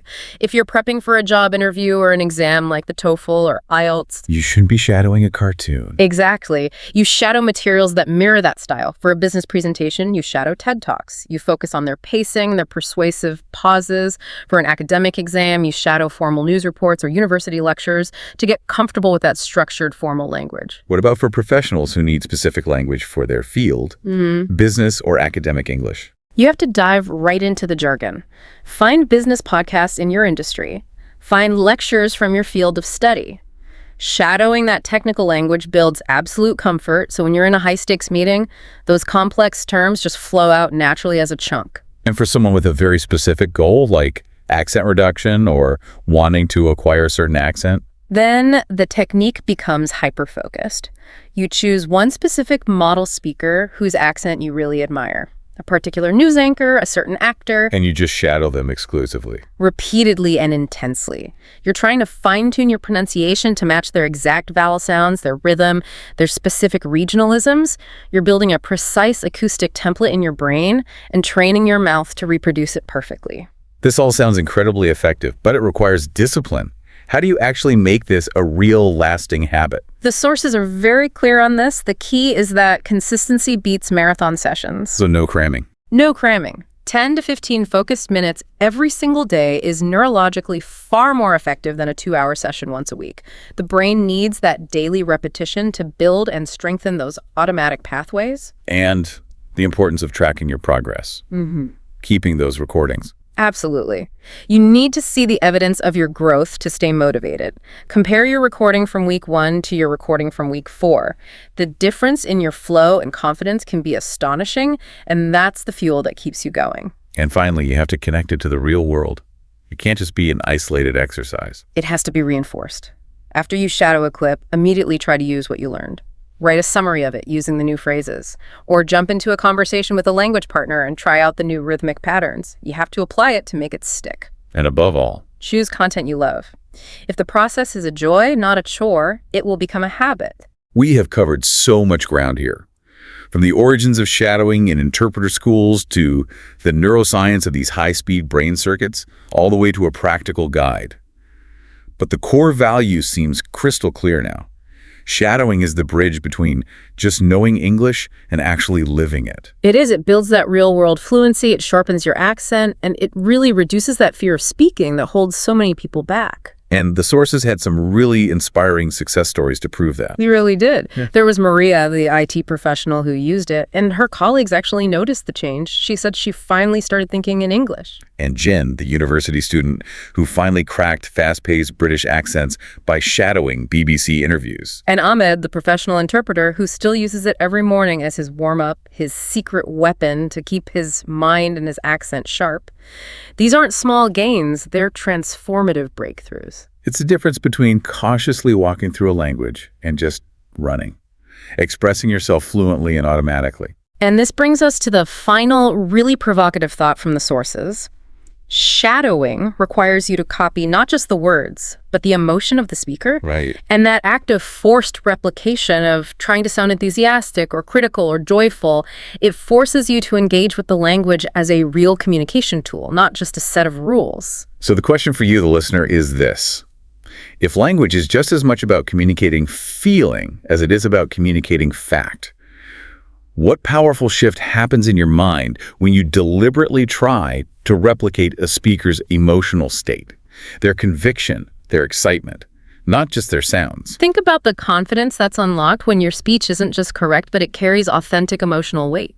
Where does that expressive practice take your confidence, and how quickly does it transform your interactions? Don't just copy the words, copy the life in the words. That's a great thought to leave with. Thank you for diving deep with us into the power of shadowing. Now go find your favorite high-quality audio and start speaking along. Welcome back to the Deep Dive. So if you are anything like us, or, well, like millions of people all over the world right now, you've probably hit that moment, that annual moment of intense self-reflection. Oh, yeah. The calendar flips over. It flips over, and with it comes that familiar, ambitious, and let's be honest, sometimes really daunting New Year's resolution list. Mm-hmm. And for so many of you listening, I bet one goal is sitting right there at the top, just kind of glowing with promise. This is the year I am finally going to master English. It really is maybe the most globally impactful resolution you can make, isn't it? I mean, learning English, it promises so much. Mm-hmm. Expanded career opportunities, deeper cultural understanding. Access to a whole world of information and connection. It's huge. It is, but, and this is the big but we have to be honest about, statistically, it's also one of the most frequently abandoned resolutions, often, before the end of January. Exactly. And we've all been there, right? That feeling that the task is just, it's too big. Or maybe you're telling yourself you just don't have the language gene. That familiar frustration when the grammar seems impossible or when your progress just seems to grind to a halt. And that is precisely why we're doing this deep dive today. Our whole mission here is to really unpack the source material you sent over, which meticulously looks at why learners quit. Right. And then use those insights to build a vibrant, sustainable strategy. We want to get way beyond that cliche of, just don't give up. Yeah. We want to help you turn this year into your actual English breakthrough. And I think the crucial insight right at the start, and this really changes the whole conversation, is that failing at language learning is rarely, if ever, about a lack of native intelligence. It's not about that at all. Or capability. That's right. The research is so consistent on this. When committed, capable people fail to hit their language goals, it almost always comes down to a failure in Well, in strategy, and even more critically, a failure in motive. So the system was flawed from the very beginning. Exactly. So we're shifting the focus. Stop worrying so much about the vocabulary list, the verb tenses, and instead put all that energy into defining why you are learning it, because that why is the only thing strong enough to fuel the marathon ahead. Okay, so let's unpack that, this idea of a strategy failure. I think before we can start building this, this strong new vehicle for learning, we have to look at the flat tires from last time. You have to identify the ghosts of resolutions past. Exactly. The data we looked at is super clear about 5 common obstacles, these psychological traps that cause motivation to just completely plummet. So let's face them head on. And understanding these traps is the prerequisite, really. If you've started and stopped before, it is highly, highly likely you ran straight into one of these universal barriers. You probably mistook it for personal failing when it was just a predictable breakdown in the strategy. Okay, so the first barrier. Yeah. And this one is brutally efficient at killing motivation. It's overwhelm. Oh, yeah. The English language just seems vast. I mean, you're talking hundreds of thousands of words, irregular verbs that make no sense, pronunciation rules that seem to change with every other word. It feels enormous. It's cognitive exhaustion. It's that simple. You're constantly looking at the entire mountain instead of the next step. And the strategy failure is that the learners focus only on the deficit, right? On everything they don't know. Precisely. You are constantly calculating how much road is left to run instead of celebrating the ground you've already covered. It's like a new runner looking at a 42-kilometer marathon and obsessing over kilometer 40. Instead of just being proud they ran the first 5. Yes. Yeah. That constant focus on the deficit, on the sheer impossibility of mastering everything, is a guaranteed, scientifically proven motivation killer. It creates a finish line that just keeps moving further away. But hold on, for someone who is already feeling that overwhelm, isn't that just a natural feeling? I mean, how does a strategy counteract that kind of very real psychological pressure? It's a great question. It works by shifting the metric of success. The old strategy fails when you measure progress by what's left to learn. The antidote is to pivot your focus entirely to measurable cumulative progress. Okay. You replace that impossible goal of total fluency with something achievable, like, I will learn 10 new words this week. You control the input, not the final, unknowable destination. That makes sense. And speaking of speed, the second pitfall really compounds this feeling. Impatience. We are so culturally conditioned for instant gratification. Everything on demand. We can stream any movie instantly, get an answer to any question instantly, and we subconsciously expect language acquisition to work the same way. We forget it's a biological, neurological process. It takes time to literally wire the brain. Impatience is a direct failure to manage expectations, really. When a learner spends, say, 20 hours on grammar and they don't feel dramatically more fluent, they often think the effort was wasted. And that's where the strategy breaks down. That's it. They fail to see that language ability is built through compound interest. Small, consistent steps that look invisible day to day. They compound dramatically over months. But in the moment, those little gains are just too small to satisfy that modern need for instant feedback. So we're literally fighting our modern brains on this one. Okay, number 3, and the source material flags this as maybe the biggest structural weakness of all, lack of purpose. This one is foundational. The research shows these vague intentions like, I should learn English for my career, or it'd be nice to speak English. They just don't have the emotional weight, do they? Not at all. A vague intention is fine for, cleaning out the garage on a weekend. But learning a language demands sustained, often uncomfortable effort. It takes time and emotional vulnerability. So if the only reason you're showing up is some external pressure like everyone at work speaks English, that obligation is going to completely disintegrate the moment you hit a really complex grammar point or have a truly frustrating conversation. The purpose has to resonate internally. It has to be tied to a deep personal desire. And that leads right into the 4th obstacle, which feels purely emotional, shame and comparison. The big one. In the early stages, making mistakes is not just likely, it's unavoidable, is how your brain tests the boundaries. But it is so easy to feel embarrassed about those mistakes. Or, worse, to compare your first few fragile steps against a friend who, studied abroad for 10 years. And we all know that saying, comparison is the thief of joy. But in language learning, shame is the thief of practice. Oh, that's good. Shame causes silence, and silence is the absolute death of language acquisition. When you compare your Chapter 1 attempt at ordering coffee to someone else's fluent Chapter 10 debate on politics, you create this debilitating gap in your mind. So what's the strategic shift there? It's understanding that mistakes are not evidence of failure. They are evidence of attempting. They are the necessary friction that creates real growth. Okay, and finally, the fifth pitfall in our strategy, boring methods. Yes.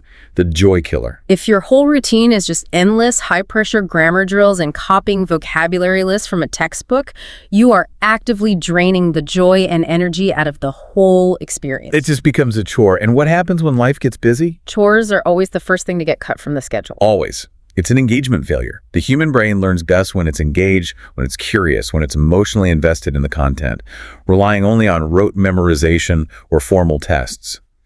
It just bypasses the power of context, of story, of genuine interest.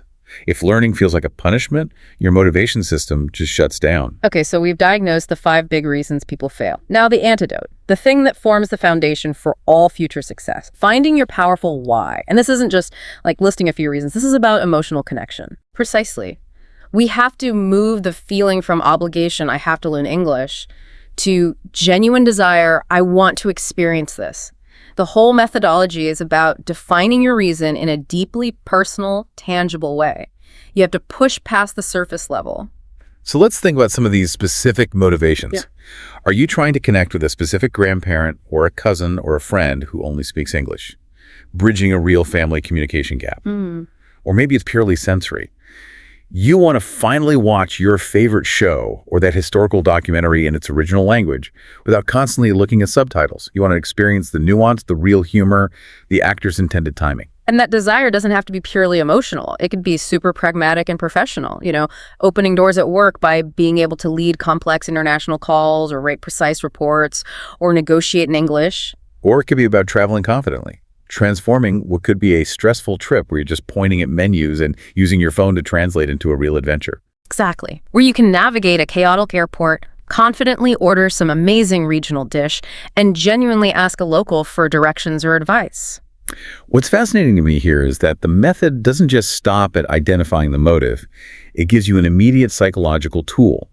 The actionable step of writing that reason down. Yes, make it visible. Putting it on your mirror, on your laptop, taping it to your desk. This moves your why from just a fleeting thought into a physical, enduring anchor. And this isn't some self-help fluff, it's a real commitment device. Yep. When that inevitable overwhelm hits, when you feel impatient, or when you're just exhausted after a long day at work, seeing that core, visceral reason, I want to speak confidently with my family, or I want to land that specific promotion, that visibility is what keeps you consistent. It's the engine that protects your effort when your initial enthusiasm starts to fade. So once that psychological anchor, that why, is firmly in place, the next critical step is to attack the fundamental mindset. Yes, absolutely. We talked about how many people see language study as a test or a requirement or even like some kind of intellectual punishment, and that just sucks all the energy right out of the room. That traditional view has to be consciously confronted and then replaced with a much more empowering perspective. The new way to see it is that English isn't a hurdle to pass. It's a tool to use. It's a passport to new experiences, a whole world of discovery just waiting for you to unlock it. That's a huge shift. It moves the emotional burden from I must do this to avoid failure to I get to do this to expand my life. Okay, so how do we make that emotional reframing practical? What are the tactics? The source material gives 3 really powerful strategies for this. The first one is non-negotiable. Celebrate small wins. This is the direct countermeasure to that impatience pitfall we were just talking about. Okay. Since the results of language learning are cumulative and often sort of invisible day to day, if you wait until you're fluent to feel successful, you've pretty much guaranteed you're going to quit. You have to proactively recognize and amplify the small, daily, incremental progress. And this is where that tangible tool comes in, the win journal. I know it sounds simple, maybe even a little silly to some people, but its psychological power is just immense. It really is. The idea is to jot down every single new word you actively used, or every time you understood a complex line in a movie, or every successful, even if it was a bit messy interaction you managed to get through. That wind journal serves as indisputable evidence. It counters your brain's natural tendency to focus on what you can't do. Right. On a really frustrating day when you feel like you've hit a wall, you can flip back and see, wait a minute, 3 weeks ago I couldn't even recognize that idiom, and today I actually used it in a sentence. That concrete proof counteracts the feeling of stagnation. It gives you the instant gratification your impatient brain is craving. But I can hear someone thinking, I'm already overwhelmed, I'm struggling to find 10 minutes to study. Isn't adding a wind journal just another chore I'm going to abandon? How do you make sure this doesn't become more administrative overhead? That's a crucial point. The distinction is in the emotional weight. The journal isn't a study tool, it's a motivational tool. Oh. It doesn't need to be formal. A quick note on your phone, a single sentence. That's enough.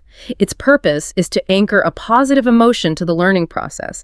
It takes 2 minutes, but it completely changes your relationship with the effort from something that's a burden to something that's rewarding. You're documenting your courage, not your curriculum completion. I love that, documenting courage. Yeah. Okay, the second strategy to reframe the journey is a direct attack on that boring methods pitfall. Make learning playful. Yes, this requires a deliberate swap of formal, dry methods for enjoyable content. You have to trick your brain into thinking it's being entertained. Absolutely. Replace that dense grammar textbook with an engaging graphic novel you actually want to read. Ditch the formal essays and analyze the lyrics of your favorite song instead. Swap the multiple choice quizzes for, I don't know, a competitive language challenge on an app. And the source material has some brilliant specific examples of this, like word games, using online crosswords or word searches or those gamified apps like Duolingo or Memrise. It turns vocabulary work from a chore into a puzzle. Another great one is the music challenge. This is fantastic for integrating rhythm and intonation. You pick a new English song every week, you learn the lyrics, you try to understand the story behind it, and then you sing along. Loudly. In the car, in the shower. Forever. It doesn't just build vocabulary, it drastically improves your listening, your pitch, your pronunciation, and you're just enjoying your favorite music. And you can turn a relaxing evening into structured learning with the classic movie or TV night. Watch with English audio and English subtitles on at the same time. You absorb the sound and the text together. But here's the challenge part. Right after it's over, you write a quick 100-word summary of the plot in English. Or you just talk about the characters to yourself in the mirror. Yeah. It moves that passive knowledge you just absorbed into active recall. The third reframing strategy is absolutely foundational. Connection is key. Language, at its very core, exists to connect human beings. Right. If your entire learning process is happening in isolation, you are fundamentally missing the entire point. And your motivation will suffer because you're taking away the ultimate reward, which is communication. So this means being proactive about actionable connection. Joining low-pressure conversation groups, maybe online or in your local area. Or those structured language exchanges where you spend 30 minutes helping a native English speaker with your language, and then they spend 30 minutes helping you with English. The mutual benefit just lowers all that performance anxiety. And the source material highlights seeking out interest-specific communities. You mentioned gaming guilds, but this applies to anything, right? Anything at all. If you're passionate about professional football, join an English-speaking sports forum. If you love coding or historical fashion, find a Reddit community discussing that subject in English. When the topic is something you're really interested in, the desire to communicate about your passion just overwhelms the fear of using imperfect language. It creates the perfect environment for almost effortless learning. Okay, so once that deep belief system, the motive and the mindset is really established, the challenge then shifts from just motivation to methodology, doesn't it? Exactly. The question becomes, how do we actually build the operational vehicle that's going to take us up the mountain efficiently? This is where we get to the brass tacks. Yes, we're moving from the emotional side to the practical, tactical strategies that turn those high-level intentions into demonstrable, trackable results. And the first one is crucial for cutting through that feeling of overwhelm, making goals smart. This isn't just business jargon, is it? Okay. This is like the working hard of your language plan. You have to move beyond that uselessly vague goal of, I want to be fluent. You have to. You need to define goals that are specific, measurable, achievable, relevant, and time-bound. This structure protects you from both the initial pitfall of overwhelm and that later one of lack of purpose. Let's really dive into the examples here, because this is where the theory becomes practice. Let's do it. Okay, we start with specific. So instead of saying, I want to speak better, you define a concrete, unambiguous action. For instance, Hold a 5-minute conversation about my job's primary function with a native speaker. That's so clear. It's totally clear. You know exactly what success looks like. Next is measurable. The goal has to have a number attached to it so you know, without question, when you've hit it. A great example is actively learn 10 new high-frequency words a week. You can track that. You can track it precisely in an app or a journal. If you can't count it, you can't track it, and your motivation system will just fizzle out. Okay, then we have achievable. And this one requires some brutal honesty, doesn't it? About your current level and the amount of time you can realistically give. So much honesty. If you set a goal of 4 hours of deep study every day while working a full-time job and having a family, you are setting yourself up for guaranteed failure and burnout by February. So what's an achievable goal? Something like, listen attentively to one English podcast episode every Sunday. Small, consistent steps will always beat impossible ambition. Every single time. Fourth is relevant. The goal has to directly connect back to that powerful why you defined at the very beginning. Yes. So if your motive is all about future travel, your goal shouldn't be about writing academic essays. Instead, it should be, focus all my new vocabulary on terms related to travel, dining, and navigation because I'm planning to visit the UK in 6 months. Relevance ensures the effort feels immediately useful. And finally, time-bound. There has to be a finish line, even a temporary one, to create a sense of urgency and a clear point for celebration. Exactly. A strong example would be, by March 31st, I want to be able to write a 200-word email detailing a recent accomplishment in English without using a translation tool. It establishes a hard deadline and a clear benchmark for you to assess yourself against. That whole SMART structure just protects you from the emotional ups and downs of learning. Okay, so strategy number 2 in this section addresses burnout and retention. Schedule. Don't cram. The source material is so adamant about this. That temptation to cram 3 hours of studying on a Saturday afternoon is just inefficient and completely unsustainable. Right, because cramming just creates these temporary memory spikes. It's great for passing a test tomorrow. But it's totally useless for building lasting language fluency. Fluency needs those neurological pathways to be built and reinforced through spaced, repeated interaction over time. The real power is, in short, regular, almost painless learning moments that you integrate right into your existing routine. The source calls these micro-cramming examples, small, low-effort engagements that maximize your downtime. Exactly. Think about all the hidden minutes in your day. For instance, maybe you spend 10 minutes focusing on English news headlines while you eat breakfast. You're not trying to understand the whole article, just the headline and maybe underlining words you don't know. Or your commute. Instead of just listening to music, you could dedicate 15 minutes to an English language podcast. And you're not just listening for the meaning, but really focusing on the speaker's accent and intonation. Or even just 5 minutes reviewing flashcards on an app right before you go to sleep. That little burst right before your brain goes into deep memory consolidation mode is incredibly powerful. And the math on that works out. If you do 3 10-minute sessions 5 days a week, that's 150 minutes of high retention, low stress study. Which is so much more effective than one exhausting 3-hour marathon on a Sunday that you come to dread. Right. Okay, strategy 3 is about sustainability. Mix it up, diversify your methods. We know everyone learns differently. Some people are visual, some auditory, some learn by doing. If you only rely on one method, like grammar drills, you will inevitably get bored, you'll stagnate, and you'll have huge gaps in your skills. You need a blended approach that challenges your whole brain. Diversity keeps it interesting. It keeps it interesting, it challenges different cognitive skills, and it ensures you're hitting the full spectrum: reading, writing, speaking, and listening. Let's run through the specific resource list the research points to, because this is a great checklist for anyone looking to diversify right now. Okay. For quick, gamified vocabulary with instant feedback, you've got apps like Duolingo, Babbel, and Memrise, perfect for those micro-cramming moments. For building genuine listening comprehension, hearing the speed, the cadence, the real-world dialogue podcasts are invaluable. The source specifically flags 6-Minute English from the BBC. Why that one specifically? Because it's tailor-made for intermediate learners. The pace is clear and a little bit slower, the topics are accessible. It also highlights the English we speak, which focuses on idioms and everyday slang, adding that critical cultural context. They are challenging, but not overwhelming. It's the perfect balance. Got it. And for visual learners who need clear breakdowns, the research points to expert YouTube educators. Channels like English with Lucy, who often covers common pronunciation mistakes. Or English Addict with Mr. Duncan. His energy and humor just make grammar concepts stick in your head in a way a textbook never could. When it comes to reading material, again, diversification is key. You should be reading different registers, news sites for formal vocabulary, niche blogs about your hobbies for contemporary slang. Graphic novels are great for visual support that helps with comprehension. And don't be afraid of children's books. They offer simple sentence structures and foundational vocabulary. They're a painless way to build confidence. And crucially, we have to talk about active output. Writing practice should be low stakes. Journaling about your day, maybe, or commenting on online forums. The low pressure of writing lets you compose your thoughts before you hit post. Which brings us right to strategy number 4. Embrace mistakes proof. You're learning.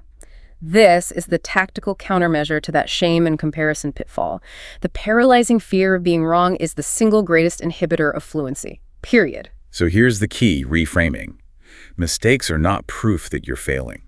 They're the unavoidable side effect of trying something new. A mistake is just your brain showing you precisely where the next learning opportunity is. To make this practical, the source suggests a specific method, the growth mindset drill. After any conversation or writing practice, you sit down and write down just 2 things. One thing I did well, and one thing to try next time. See how the focus shifts entirely. It's about structure and growth, not about perfection. You're celebrating the courage it took to even try, and then immediately mapping a constructive path forward instead of letting that one error spiral into self-criticism and shame. It turns a moment of vulnerability into a moment of structured, actionable reflection. Exactly. We have to accept a pretty fundamental psychological reality here, don't we? That initial burst of New Year's energy. Yeah. It's temporary. It's a spark, not a fuel tank. If we rely only on that initial enthusiasm, we will inevitably fail. So our focus now has to shift to building a durable structure, habits, and community that can sustain the drive long after that excitement is gone. This is where the real science of motivation takes over. That's the real trick to long-term success, isn't it? The first structural habit you're talking about really leverages human psychology. Track your progress visibly. The motivational boost that comes from seeing your consistency is often way more powerful than seeing your knowledge gains. How so? Well, visual tracking activates the reward centers in your brain. You can use the streak counter in your language app, a simple wall calendar, or a habit tracker. The simple physical act of coloring in a little box for each study session, it creates a physical chain of success. You don't want to break the chain. Psychologically, breaking that visual chain becomes so much harder than just maintaining it. You're visualizing your consistency, which is the key metric of success here, not just how many words you learned. The power of the chain is huge. And we also know that isolation is a motivation killer. So the second, and maybe the most enjoyable strategy, is to find your tribe. Yes. Learning is just infinitely easier, more fun, and way less intimidating when you have support, a sense of shared struggle, and some genuine accountability. Your tribe gives you that external push when your own internal drive is low. It does. And we have specific community venues suggested for immediate action. Online forums like the subreddit English Learning or English Club, they offer a space where you can practice, ask for advice, and ask those embarrassing questions without any fear of judgment. And for real-time interaction, the language exchange apps are basically non-negotiable now. Things like Tandem, HelloTalk, Speakly. Those platforms connect you with partners all over the world, turning the abstract idea of speaking English into real-time, meaningful human communication. It's applying your learning immediately to the context it was designed for. Okay, so you've got your tracking, you've got your tribe. Next, to reinforce those good habits, you have to reward yourself. Yes.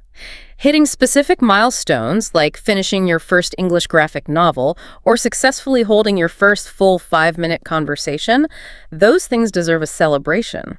Rewards create positive reinforcement loops in the brain.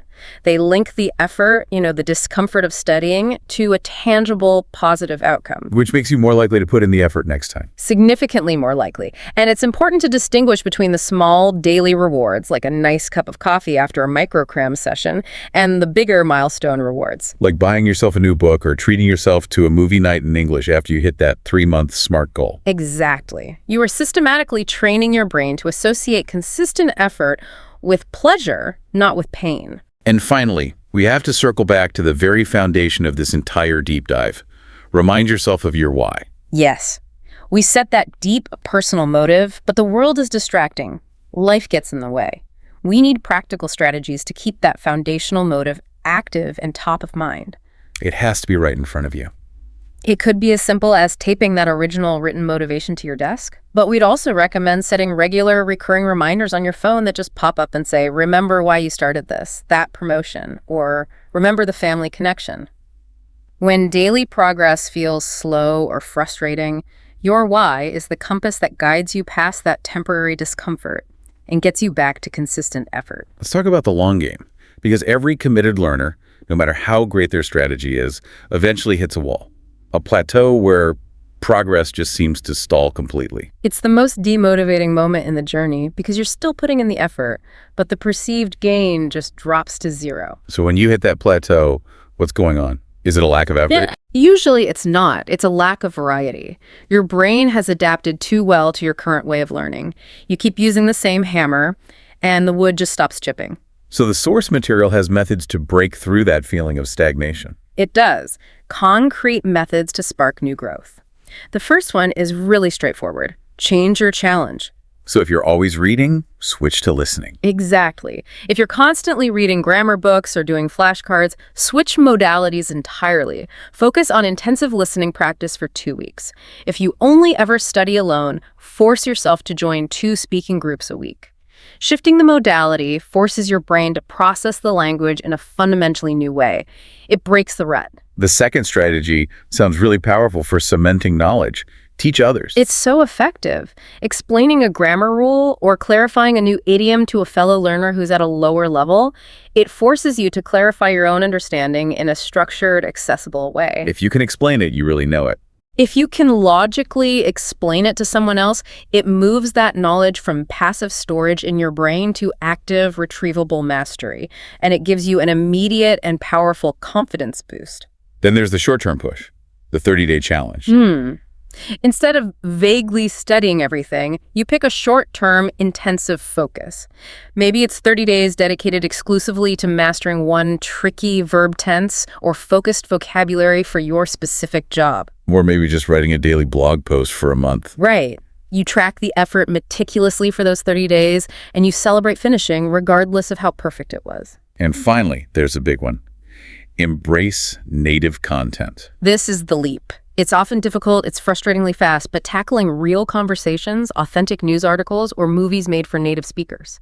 That's what builds real-world competence. It prepares you for the rhythm, the slang, the speed of the language as it's actually used, not the sanitized version in a textbook. And that leap in difficulty brings us right to the power of harnessing modern technology.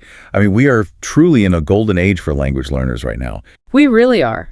The digital resources available now can address every single challenge we've discussed, from fear of speaking to tracking your progress. The biggest game changer is probably the rise of sophisticated AI-powered tutors. Oh, absolutely. These apps use advanced AI to give you instant, targeted feedback on your grammar. They can refine your pronunciation with an accuracy that old software could never touch, and most importantly, they let you simulate conversations in a totally low-risk environment. So you can practice a job interview dialogue without the fear of judgment? Exactly. Or practice ordering a complex meal at a restaurant, all without the slightest anxiety about a real person hearing you. Technology also allows for radical customizing content. Traditional learning was one-size-fits-all, wasn't it? A textbook for everyone. Now, platforms let you pick topics that are intensely relevant to you. If you're a chef, you can tailor your vocabulary lessons entirely to kitchen terminology. If you're obsessed with pop culture, you can focus only on trending news. That high relevance just maximizes your retention. And social learning platforms have just exploded. These apps connect you with people all over the world for real-time conversation almost instantly. It turns the whole world into your personalized 24-hour classroom. It just removes all those geographical barriers that used to make consistent live practice almost impossible. There's also a simple but powerful tool for self-assessment: voice and video journaling. Yes. Recording yourself speaking English, maybe just summarizing your day or practicing a presentation and then listening back, it builds crucial self-awareness. You can audibly track how much your accent is improving and your fluency is strengthening over time. It gives you that visual or audible track of the compound progress we talked about earlier. We have to keep reiterating that learning a language is an intensely personal journey. It strips away your confidence, it exposes your vulnerability, and it brings up all these feelings of fear, pride, shame. And ignoring that emotional side is just a guaranteed path to quitting, isn't it? Because your internal critic just gets louder and louder. Louder than any external encouragement. So the first step in navigating this emotional minefield is to recognize negative self-talk. Those little internal phrases like, "I'll never get this," or "I sound so slow and awkward." They're poisonous because they undermine your courage to even try. So you have to challenge those thoughts. Immediately and systematically, the methodology suggests a powerful test. Just stop and ask yourself, would I ever say that exact sentence to a friend who is struggling with the same thing? And the answer is always no. It's always no, so you have to stop accepting it from yourself. It forces you to be more gentle and patient with your own progress. And we need to consciously reframe mistakes again, viewing every slip-up not as a failure, but as a necessary step towards mastery. You have to celebrate the courage it took to open your mouth and attempt communication in the first place. You shift the focus onto the effort, which you can control, rather than perfection, which is an illusion anyway. And finally, it's critical to seek encouragement. Yes. Share your goals and your struggles with supportive people, other learners, a patient teacher, a trusted friend. On those really difficult days when you feel utterly frustrated, they can be your external memory bank. They can remind you of the concrete progress you've already made. They are the objective evidence against your own self-doubt. Now let's talk about why this journey is worth all that emotional effort. Embracing cultural exploration. Language learning gets reduced to grammar so often, but it's actually an immersive discovery of a whole new world, a new perspective. If you just approach English as a system of rules, you miss the context. And the context is essential for true understanding and, crucially, for retention. You need to explore the cultural areas where the language truly lives. Like traditions, for example. How do New Year's celebrations differ in the UK versus the US versus Australia? Understanding those social nuances gives you immediate, relevant context for vocabulary and idioms. It makes the words stick because they're tied to a memory. Or think about food. Try an English or American recipe. Then describe the ingredients, the steps, the taste, the result, all in English. It combines a hands-on activity with specific tactile vocabulary. It anchors the words physically. Idioms and humor. Yeah. That's like the soul of the language, right? It really is. Yeah. What makes people laugh in different English-speaking countries? Understanding humor is often the final frontier of fluency, and exploring it just makes the learning process infinitely more rewarding and fun. And of course, literature and art. Engaging with the classics, but also with what's currently trending in English-speaking media. Reading a popular contemporary novel or following influential artists. It gives you cultural insight and immediate relevant things to talk about.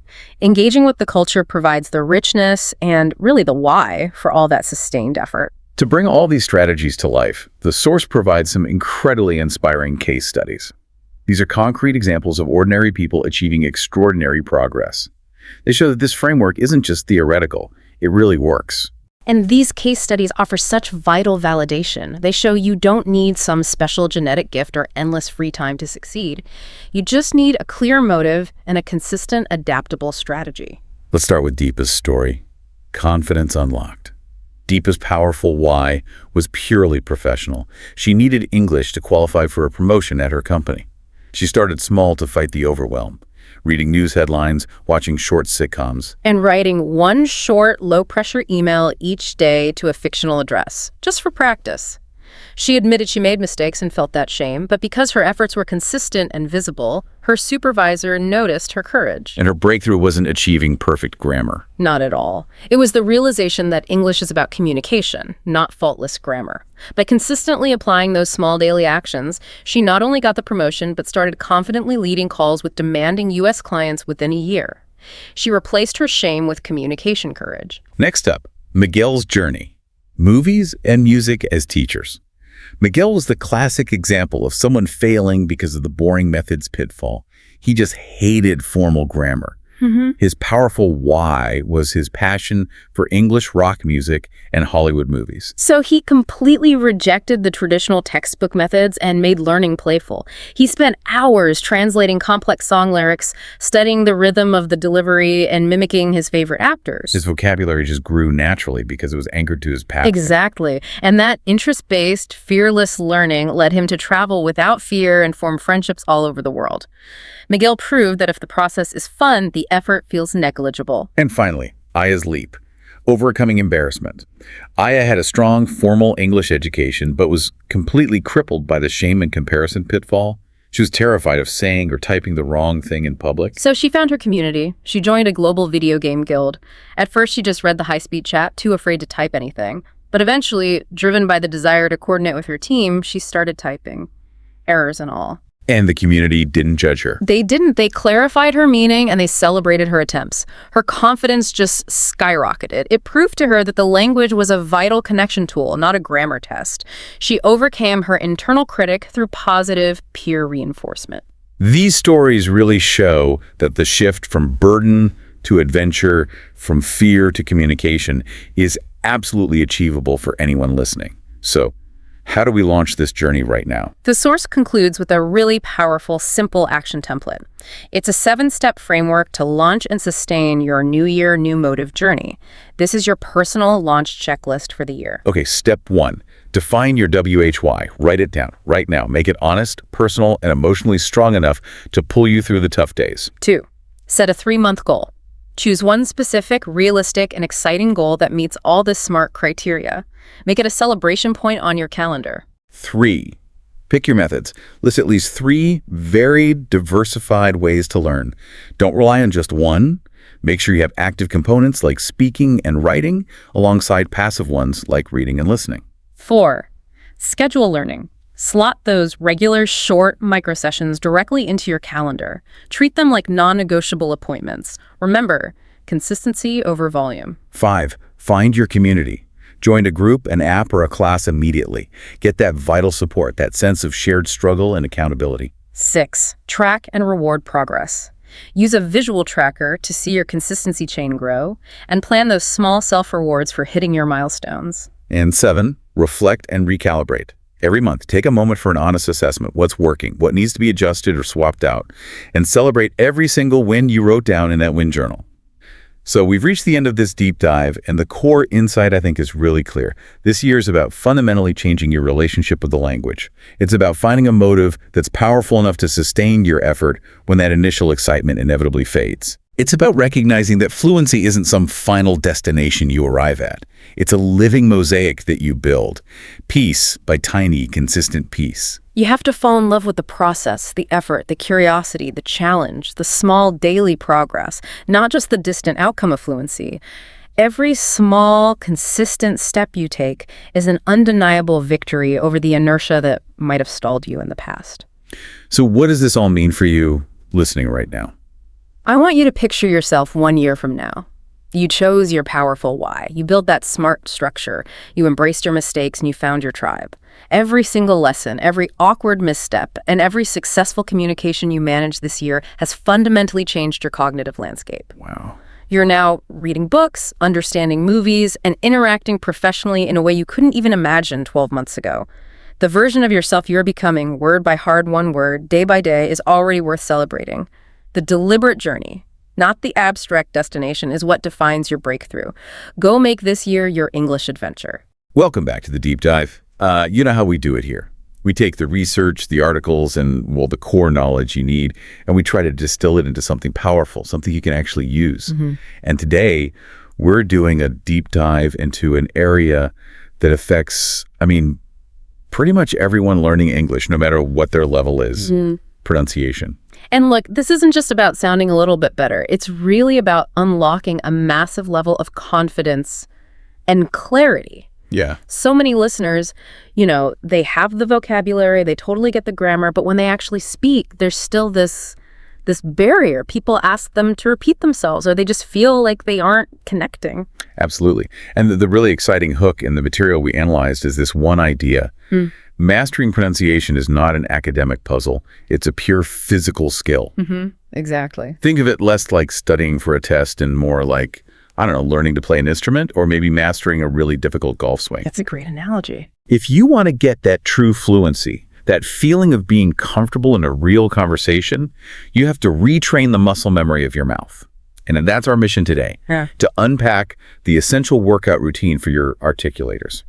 And this guide we're drawing from is Well, it's incredibly comprehensive. It covers the science, why our mouths resist new sounds, and the art, which is all about self-monitoring and imitation. Okay. We've synthesized a process built on 7 fundamental steps.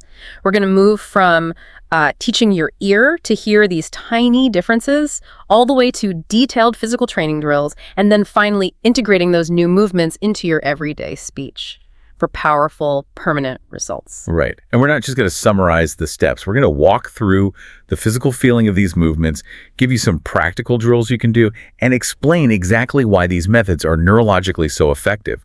We want you to understand how to build this essential muscle memory. Let's do it. So let's dive into the core premise of all this research, which is, why does pronunciation training feel so profoundly physical?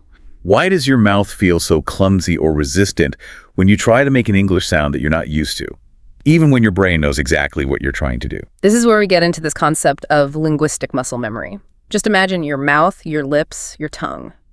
Think of them as specialized machinery. Okay. From the time you were a baby, this machinery has been perfectly calibrated to produce the very unique set of phonemes, the specific sounds that your native language requires. And that calibration is, it's incredibly efficient, but it's also extremely rigid, right? Totally rigid. Your native language might use, say, 30 or 40 distinct muscle movements. Your body practices those movements thousands of times a day, every single day, for decades. So they become automatic. Comfortable. Utterly comfortable. And that comfort, well, that's the root of the challenge. When you try to introduce a new English phone that just doesn't exist in your native toolkit, let's say the difference between V and WU, or a particular English vowel, your brain basically says, wait, hang on, I have a perfectly good, comfortable habit right here. And it instinctively snaps back to the old position. And that's that feeling of awkwardness. That's it, exactly. That's the feeling of linguistic discomfort that you experience. It feels wrong. It really is a physical workout then. It's like trying to teach a trained sprinter how to do a ballet move. Yeah, that's a good way to put it. They're both highly conditioned athletes, but the muscle groups, the coordination, the pathways needed for that new movement are just completely unfamiliar. The guide we looked at really insists you have to approach this training with the same dedication you'd bring to a sport. That is the mindset shift that you need. You're retraining deeply, deeply ingrained motor patterns. Subconscious ones. You're not just moving your tongue in a new way. You're literally creating new neural pathways to bypass that old, worn-in groove of your native language. Okay, so let's ground this a little. Let's identify some of the common friction points. What are the specific sounds that consistently trip people up because of that linguistic muscle memory? This is kind of the must-know checklist for anyone who wants to improve their clarity. Well, we see several challenges that are almost global. A huge one is the English R sound, the retroflex, like in red or car. Right. For a speaker whose native language uses a vibrant, rolling R trill, or maybe a quick tap R, the English version is just baffling. Because it's so different. It's completely different. It's often described as this sustained, almost growling sound where the tip of your tongue never touches the roof of your mouth, and the mouth just wants to trill or tap. It doesn't know what else to do. And then you have sounds that might exist but are sort of functionally merged. Like I'm thinking of the challenge for native Hindi or Korean speakers with V and W. Oh, absolutely. In their languages, that distinction might be non-phonemic, or one of the sounds might just be totally absent. So when they say vest or west, the listener might hear the exact same word because the mouth is just defaulting to the easiest, most familiar lip position. So what else is on the list? The list is pretty long. We definitely have the 2 C sounds. There's the unvoiced one, too, like in think, and the voiced one, A, as in this. These sounds require the tongue to stick out just a tiny bit between the teeth. Which feels completely unnatural. It feels totally unnatural if your language just substitutes them with a simple E's or a Z or even a T or D. Your mouth's default is to hide the tongue safely behind the teeth. And vowels. I feel like vowels are the hidden killer. Oh, they're critical. The sheer complexity of English vowels. The subtle distinction between short and long vowel ship versus sheep or full versus fool, those are so important. They're often produced using a tiny area of movement in the mouth, but they change the meaning of a word instantly. So we've established the mouth is resistant. It's got its old habits. So let's look inside this accent gem itself. Let's break down the physical tools, what did you call them? The articulators. The articulators, yeah. Understanding their mechanics is crucial if you want to do targeted practice. So how does it all work? Well, the source material gives us a pretty clear scientific breakdown. It's basically a three-part process. It all starts with airflow from your lungs, simple enough. Right. Then that air hits the vocal cords, two tiny flaps of tissue in your throat. And this is where we get the difference between voiced sounds, where the cords vibrate and the sound is on, and voiceless sounds, where the cords are relaxed and the sound is off. But the real magic, the sculpting of the sound, happens with the articulators. Exactly. The shapers. Let's start with the most obvious ones, the ones you can see. The lips. The lips. They're key for sounds like P, E, B, M, where both lips touch, and for sounds like F and V, where the lips meet the teeth. And just the way you round or spread your lips can drastically change a sound, especially vowels like the oo in boot. And the teeth, of course, work with the lips and the tongue. They create that friction you need for sounds like T8FVSZ. Mm-hmm. Without that dental friction, those sounds just collapse into something else, often a simple D or D. And then there's the star of the show. The tongue. No question. This muscular vidrostat is responsible for almost everything that happens inside the mouth. Wow. It's vital for placement-like, where it touches for TDAN. It's vital for shaping airflow for S and Z. And crucially, it's involved in the movement of pretty much every single English vowel. The position of the tongue, high, low, front, back, that's what determines the vowel quality. So the tongue is the ultimate culprit because it's the most flexible and, I guess, the hardest to control consciously. It really is. And we also rely on the palate, the roof of the mouth. The front part is hard, and the soft palate in the back moves to direct air, either out the mouth or up into the nose, which is critical for nasal sounds like M and N-E-E. And of course, the palate is essential for sounds like ch, sheek, sh, j, y. So let's go back to the vocal cords for a second, that idea of voicing. Right. Remember that concept. If you're struggling with, say, is versus Z or F versus V, the physical movement of your lips and tongue is almost identical for both sounds in the pair. So what's the difference? The only difference is whether you turn the sound on at the chord level. If you can't feel that buzz in your throat when you say Z or V, you haven't mastered the voice version yet. So the big takeaway from this first section is, if you're stumbling over a sound, it's a physiological problem. It's rooted in efficiency. Your body is trying to save energy by using old, comfortable movements. Exactly. And you have to respect that muscle memory is strong. Only structured, repetitive practice is going to override it. All right, so we can't just jump into the workout without a plan. We have to establish the blueprint first, and that starts with awareness. It does. You have to tune your senses to the target. And that brings us to step one. Know your target sounds. And this step requires, I imagine, some ruthless honesty, some objectivity. How do you actually figure out your personal phonetic priority list? Yeah. The sources suggest starting not with the sounds you think you mess up, but the ones that listeners tell you you're messing up. Exactly right. When someone asks you, sorry, did you mean cheap or chip? That is a direct data point. It's telling you the distinction between the long I's and the short toe is unstable for you. Or maybe people always seem confused when you talk about money or the weather. Those are your clues. And there's a really powerful practical tip here. The recording comparison. Yes. Use your phone. Read a standard English paragraph, a news article, whatever, and record yourself. Then listen to a native speaker reading the exact same text. And just listen for the differences. You have to listen for the discrepancies. That distance between your pronunciation and the target, when you hear it side by side, it removes all subjectivity. This tool helps you identify the top 3 to 5 sounds that are causing the most miscommunication. Don't try to fix everything at once. Focus your resources. Okay, so once we know the specific sounds we need to target, the real neurological challenge begins. And that's step 2. Listen like a scientist. Because, as you said, we can't fix what we can't perceive. And this is where we have to confront something called auditory filtering. Your brain is literally built to filter out noise. And that includes acoustic differences that are completely irrelevant to your native language's meaning. So, for example, if my language doesn't have a difference between R and L, then your brain literally doesn't register the difference in the sound waves. It just lumps them into the same category. It filters it out before you're even consciously aware of it.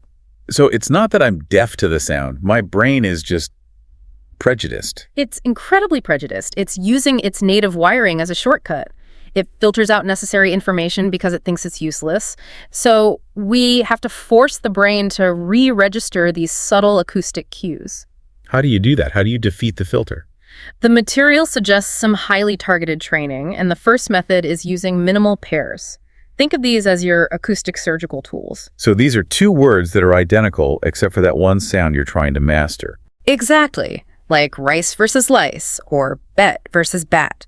By listening repeatedly to these pairs, and this is the crucial part, doing discrimination exercises where you have to identify which word was said, you force the brain to create a new category. You're basically telling your auditory cortex, no, these sounds do matter. They are distinct. And this process has to be intense, I'm guessing. It has to be. You have to do this until the distinction is undeniable, not just recognizable. You need to be able to hear it instantly every single time. Okay, what's the second technique? The second technique is more global.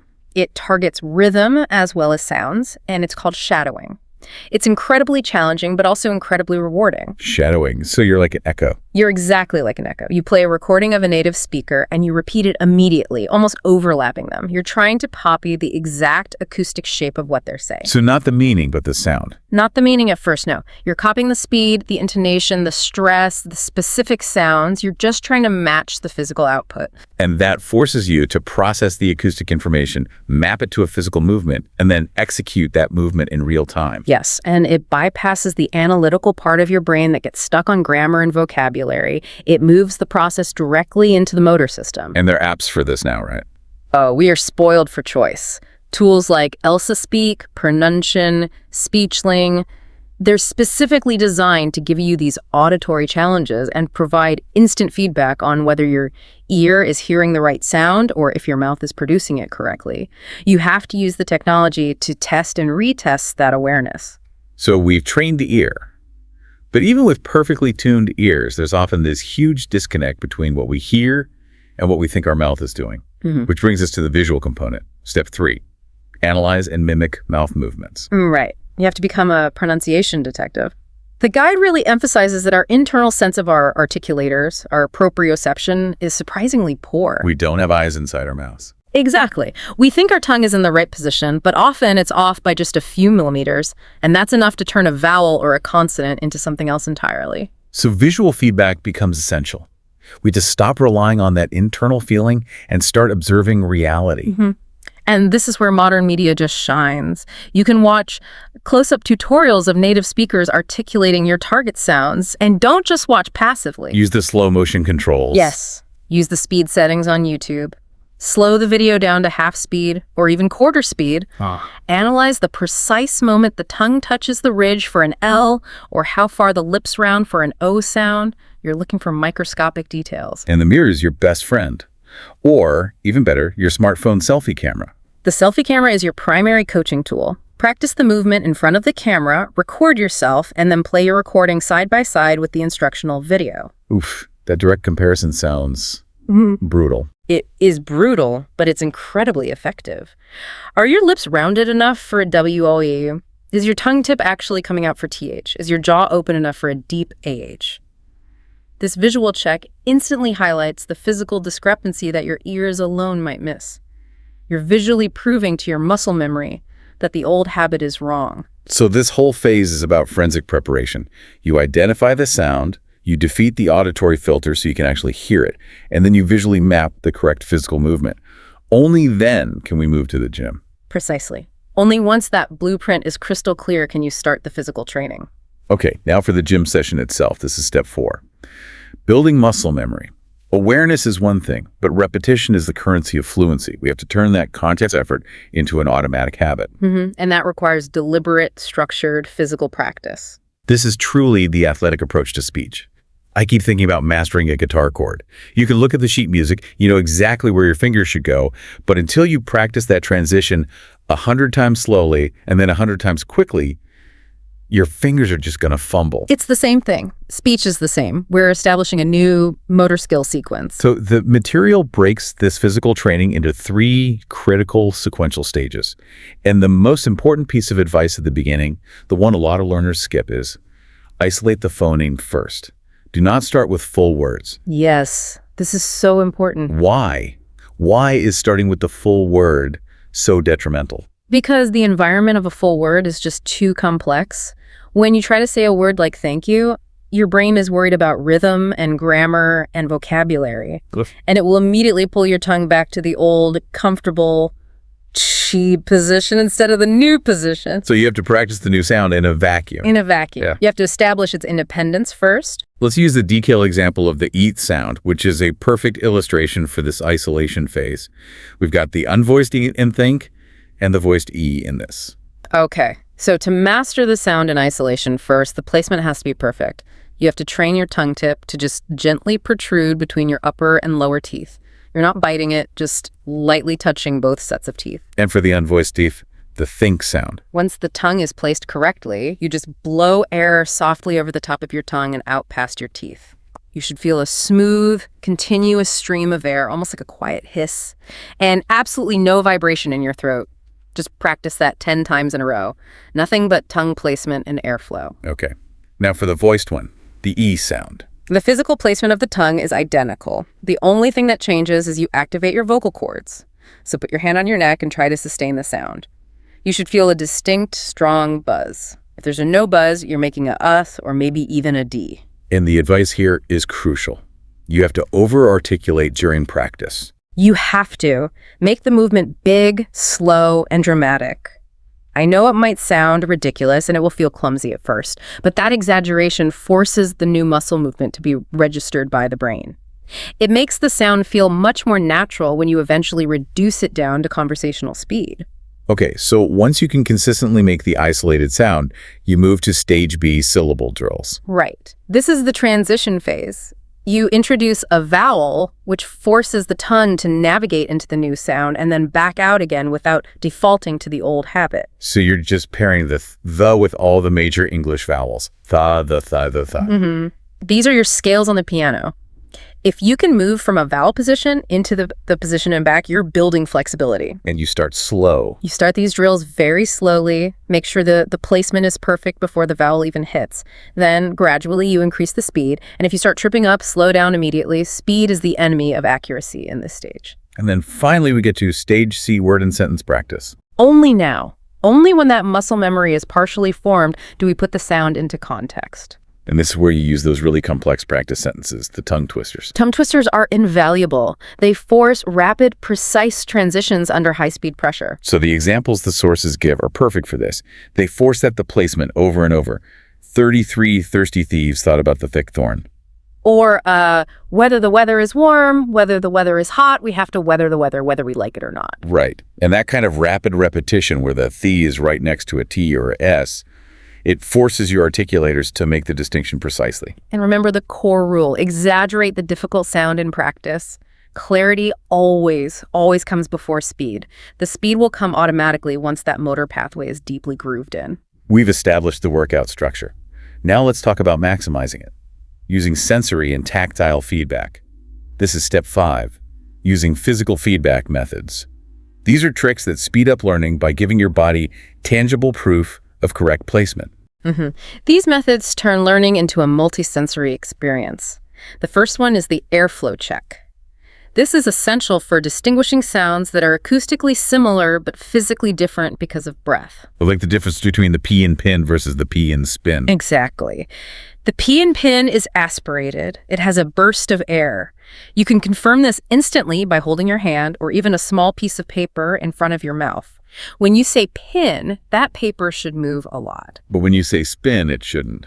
It shouldn't. That instant tactile confirmation tells you if you're producing the correct burst of energy. The same applies to fricatives like sus or the thress. You should feel a continuous, steady flow of air. If it stops or gets choppy, your placement is wrong. Then we have some object-based feedback. The pencil trick. This is a great hack for some sounds. It is. By holding a pencil horizontally between your teeth, you restrict how far your jaw can close, and you force a specific openness in your mouth. And that's good for what? It's great for practicing the difference between R and L, or for making sure you get enough jaw opening for tricky vowels. It basically forces your tongue to move independently of your jaw, which can really simplify the movement. And what about the straw exercises? Those sound fascinating. They are. Speaking or blowing air through a straw dramatically narrows the channel of air. This trains targeted airflow, which is critical for mastering fricatives like S, Z, F, V. It helps you find the precise placement you need to sustain a tight, directed stream of sound. It's all about breath control. Okay, with these tools in hand, let's do some focused deep dives into the hardest sounds. Let's start with the English R, the ton sound, the retroflex sound. It challenges almost every non-native speaker. Okay, so we have to be very clear about this. The English R is not a tap, and it is not a trill. It's defined by the fact that the tongue curls back retroflex, and the tip of the tongue never makes contact with the alveolar ridge or the hard palate. Wait, so the sound comes from the middle of the mouth, not the tip. Exactly. The sound is produced from the center, not the tip. So what should my mouth be doing exactly? Start by smiling just a little bit. The sides of your tongue should brace against your upper back molars. Then the tip of the tongue curls up and back towards the middle of your hard palate, kind of like a hook. But it has to hover in the air. It never touches. If it touches, you've made a D or a tap R. You've got it. So the training method has to emphasize that suspended curl. Start by practicing the sound in isolation, or by gliding into it from a central vowel, like erd. Or practice the vowel combinations you hear in words like far, or fear, ear, or bird, air. Focusing on that vowel transition is often much easier than trying to produce an R at the start of a word. And crucially, if you're a speaker of Spanish or Italian or Japanese where the R is often a strong tap or a trill, you have to mentally and physically resist that comfortable tap. The English R requires tension in the back of the tongue, pulling it away from the roof of the mouth. Which naturally leads us to the next big challenge, the LVSR distinction, like in light versus right. And this distinction hinges entirely on whether the tongue tip makes contact. 100%. For the L, the tongue tip is firmly planted against the alveolar ridge, that bony bump just behind your upper front teeth. The voice and air then flow out the sides of the tongue. That's why it's called a lateral approximant. And for the R, as we just said, tongue tip curls back, does not touch, and air flows centrally. They are direct physical opposites, so the most effective training is rapid contrast. Practice those minimal pairs back to back, light right, play pray, fly fry, and use the mirror. Ensure the tone tip is hitting that ridge for L and suspending away from it for R. You're building two completely separate motor programs. Moving on to V versus W distinction. These get merged all the time, but their mechanics are totally different. Completely different. The V sound, like in vet, is a labiodental fricative.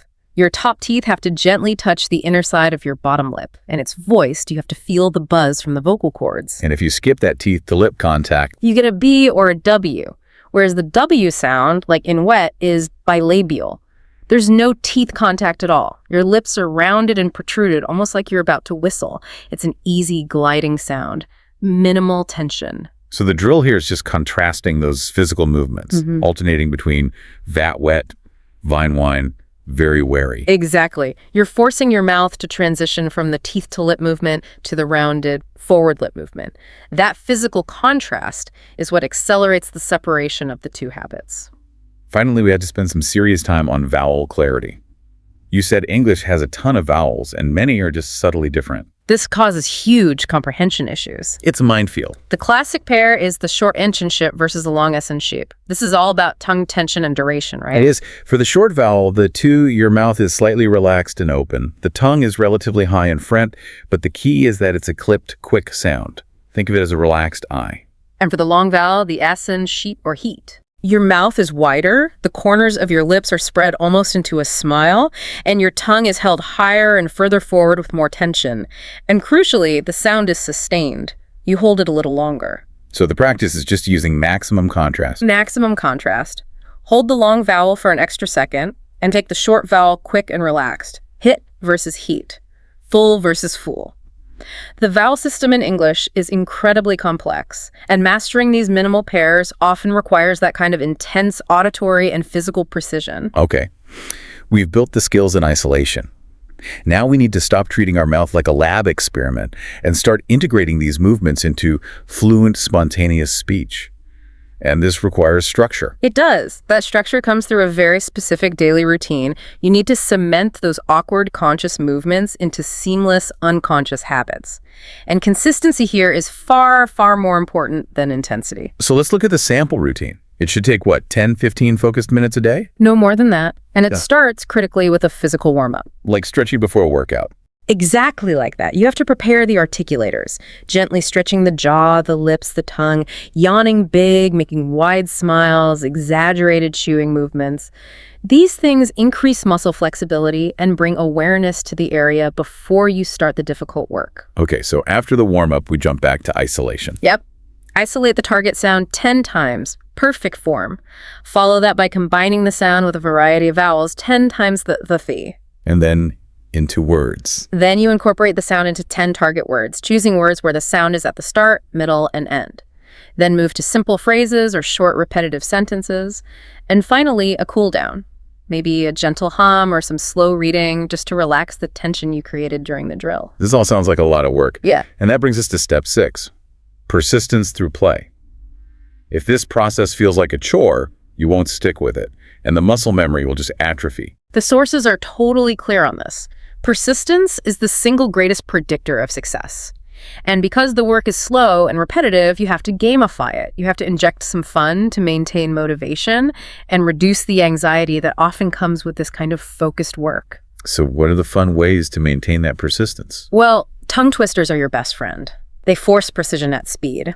They take that isolated sound and put it under serious pressure. We mentioned the twisters, but think about ill and r. Red lorry, yellow lorry, red lorry, yellow lorry. No, that's a hard one. Saying that 10 times fast is challenging, it's frustrating, and ultimately, it's very, very effective. What else? Singing songs. Music naturally exaggerates pronunciation and holds vowels longer, which helps immensely with vowel placement and rhythm. If you can sing a song clearly in English, your mouth is getting an excellent workout. And finally, imitating movie scenes. Yes. Find a short clip of dialogue, study the actor's mouth movements, and try to mimic their accent, their intonation, their rhythm exactly. It's a low-stakes way to practice integration and mimicry outside of a real conversation. Speaking of integration, we have to move beyond just individual sounds. A lot of people focus only on the phonemes, but the true secret to sounding natural, to connecting with the rhythm of the language, is mastering intonation and stress. This is a huge realization for so many learners, and it's arguably more important than having a perfect sound. English is a stress-timed language. Which means we don't give every syllable the same amount of time. Exactly. We stretch the important syllables, the content words like nouns and verbs, and we compress, shorten, and often reduce the unimportant syllables, the function words like articles and prepositions. And that creates this noticeable, almost marching rhythm. It does. And it's a huge contrast with syllable-timed languages like Spanish or French, where every syllable tends to get roughly the same weight. If you speak English with a syllable-timed rhythm, you can be phonetically perfect, but you'll still sound a bit choppy or unnatural because you're missing the music. So how do you master this? You have to train your ear to spot the peaks and valleys in the speech melody. Practice reading simple poems or song lyrics out loud. Tap your foot or click your fingers to mark the stressed syllables. That physical rhythm training helps you internalize the cadence. And you also need to learn the common reduction patterns. This is where fluent speakers sacrifice textbook clarity for speed. We don't say, I'm going to the store with 4 separate stresses. We often reduce going to Bonna to gonna. Or want to wanna. Yeah, right. Or have to have to. Ignoring these reductions can make you sound overly formal or robotic. You need to train your mouth to use the schwa sound, that lazy, unstressed vowel sound, in those reduced syllables. For instance, the A in the word about is almost always a schwa, shejbat. Learning to relax your articulators on unstressed words is the key to mastering the English cadence. So if you're shadowing a TED Talk or a news broadcast, you need to pay attention not just to the consonants, but to which words are getting stretched and which words are getting swallowed. That's the rhythm of natural speech. That's it. And finally, we get to the accountability piece. Step 7, tracking progress and leveraging feedback. You have to measure your results to stay motivated. And the sources strongly recommend regular recording. Not just when you think you've fixed a sound right, but making a weekly appointment to record yourself reading the same diagnostic passage. Yes. By comparing this week's recording to last month's, you bypass that frustrating feeling that you aren't improving day to day. You will hear undeniable progress in your consistency or your clarity, and that provides the motivational fuel you need to keep doing the drills. And as powerful as self-coaching is, external feedback is non-negotiable for refinement. You have to seek out constructive criticism. This could be from a speech coach, a dedicated language exchange partner, or even by leveraging online communities. The material specifically mentioned places like Reddit's Judge My Accent, where learners can submit recordings and get critical, peer-reviewed advice on what sounds still need work. You have to be willing to accept honest feedback on your articulatory habits. And this all culminates in creating your personal pronunciation plan. This can't be some vague goal. It needs milestones. It does. Start by identifying your top 3 to 5 challenges from your assessment. Gather your resources, the minimal pairs, the YouTube tutorials, the tongue twisters for those sounds. Commit to that 10-15-minute daily drill time and stick to the weekly check-in. This structure turns the intimidating task of fixing my accent into an achievable, measurable daily activity. And the ultimate victory is integrating new sounds into spontaneous speech. Right. You could dedicate a daily sound focus. On Monday, maybe your goal is to use the sound perfectly in every word you say that day. It forces you to monitor that specific movement during a real conversation. Or practice retelling simple stories, what you had for lunch, a summary of a news article, using your target words. You're ensuring that you're using the new muscle memory in a dynamic context. Reading any text aloud daily, even a recipe or a shopping list, is the continuous, low-stakes practice that ultimately cements these new movements as automatic habits. That brings us to the end of this truly physical deep dive. We've covered everything from recognizing that pronunciation is a muscular skill involving your tongue and lips, all the way through training your ear to defeat auditory filtering, to structured isolation drills, and finally integrating rhythm and tracking your progress. The central message here, and really the mindset that will ensure your success, is that you have to prioritize progress over perfection. Every mistake is just a diagnostic moment. It's telling you exactly where that muscle needs more repetition. And consistency, that short, dedicated daily time, is what overrides decades of linguistic muscle memory.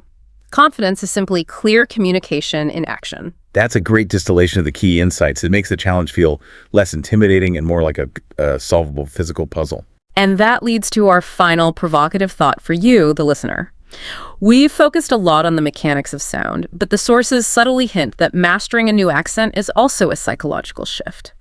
If you are successfully rewriting decades of muscle memory in your mouth, what other ingrained communication habits, maybe nonverbal ones, or habits related to assertiveness or your pitch, what else might you be ready to analyze and rewrite?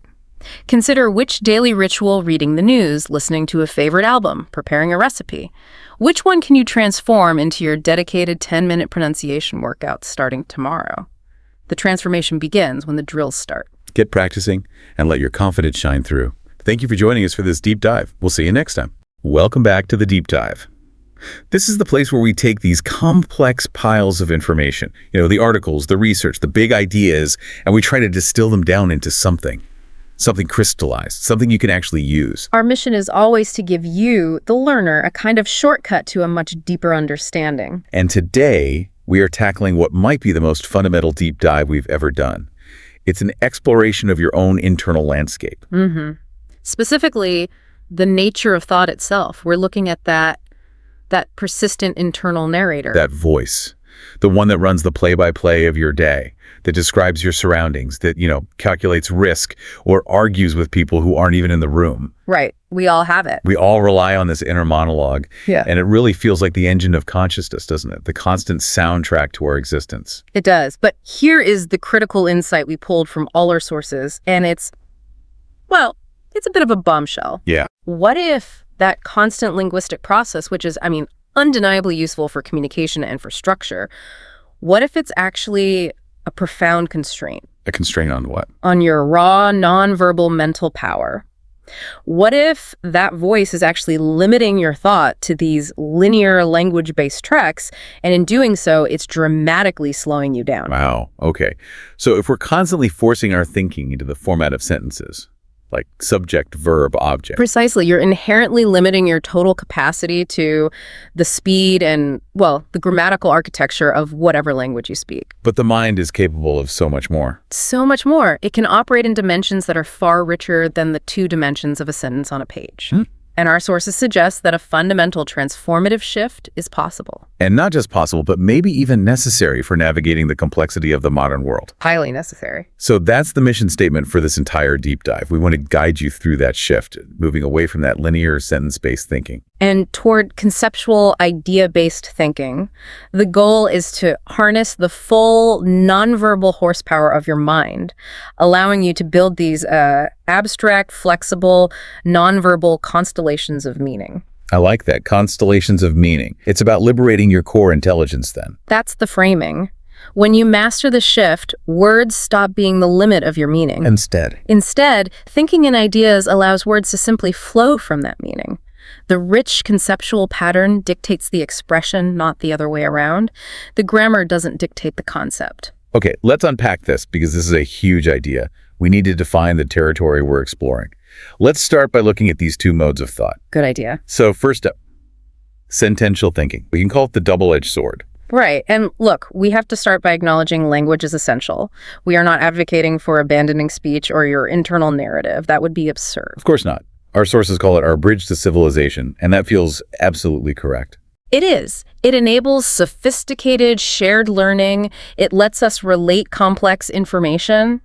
It's the engine of creation. It's how we form stable shared memories. I mean, without sentences, we lose our entire social structure. But, and this is the big but, that bridge, while it's vital for connecting with other people, it comes with some pretty significant structural constraints. Mm-hmm. Especially when we use it as the only engine for our own personal internal thought. So when we think purely in sentences, what happens?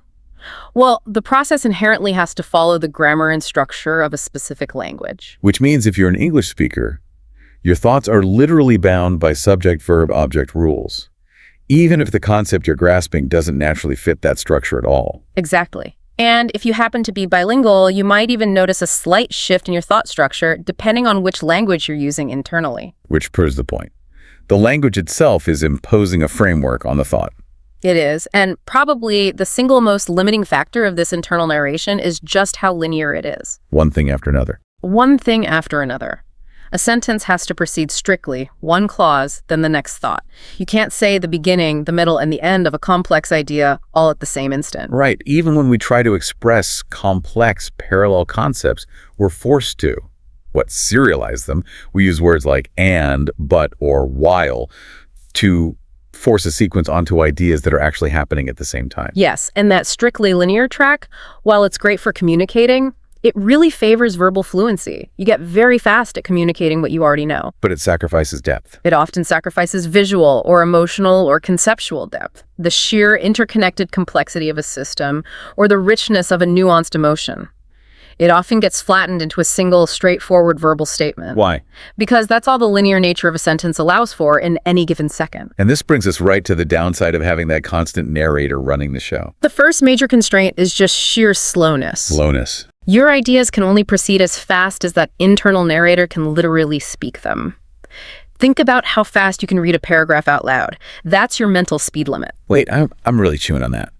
If I'm trying to quickly synthesize a complex issue, like, I don't know, figuring out the operational flaws in a new project, and I have to articulate every single connection internally with fully formed clauses, my mind is operating at the speed of speech. Right. That feels, well, it feels incredibly inefficient for anything that requires simultaneous processing. It is. And it leads directly to the second constraint, which the sources call stuck loops. Stuck loops. I think I know what this is. It's that tendency to over-explain things internally.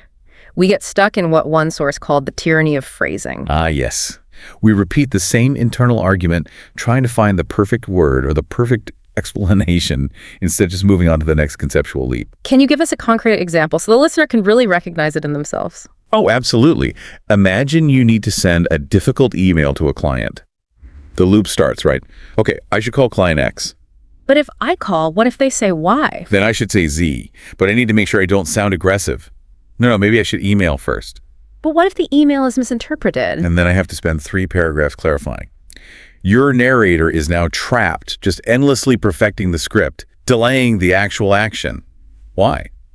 Because the verbal structure feels incomplete or vulnerable. That is painfully relatable. And you're looping because the narrator is trying to find verbal certainty before it moves on. Instead of the conceptual mind just instantly seeing the pressure point of the relationship and jumping straight to the solution. Exactly. And this, critically, inhibits creativity.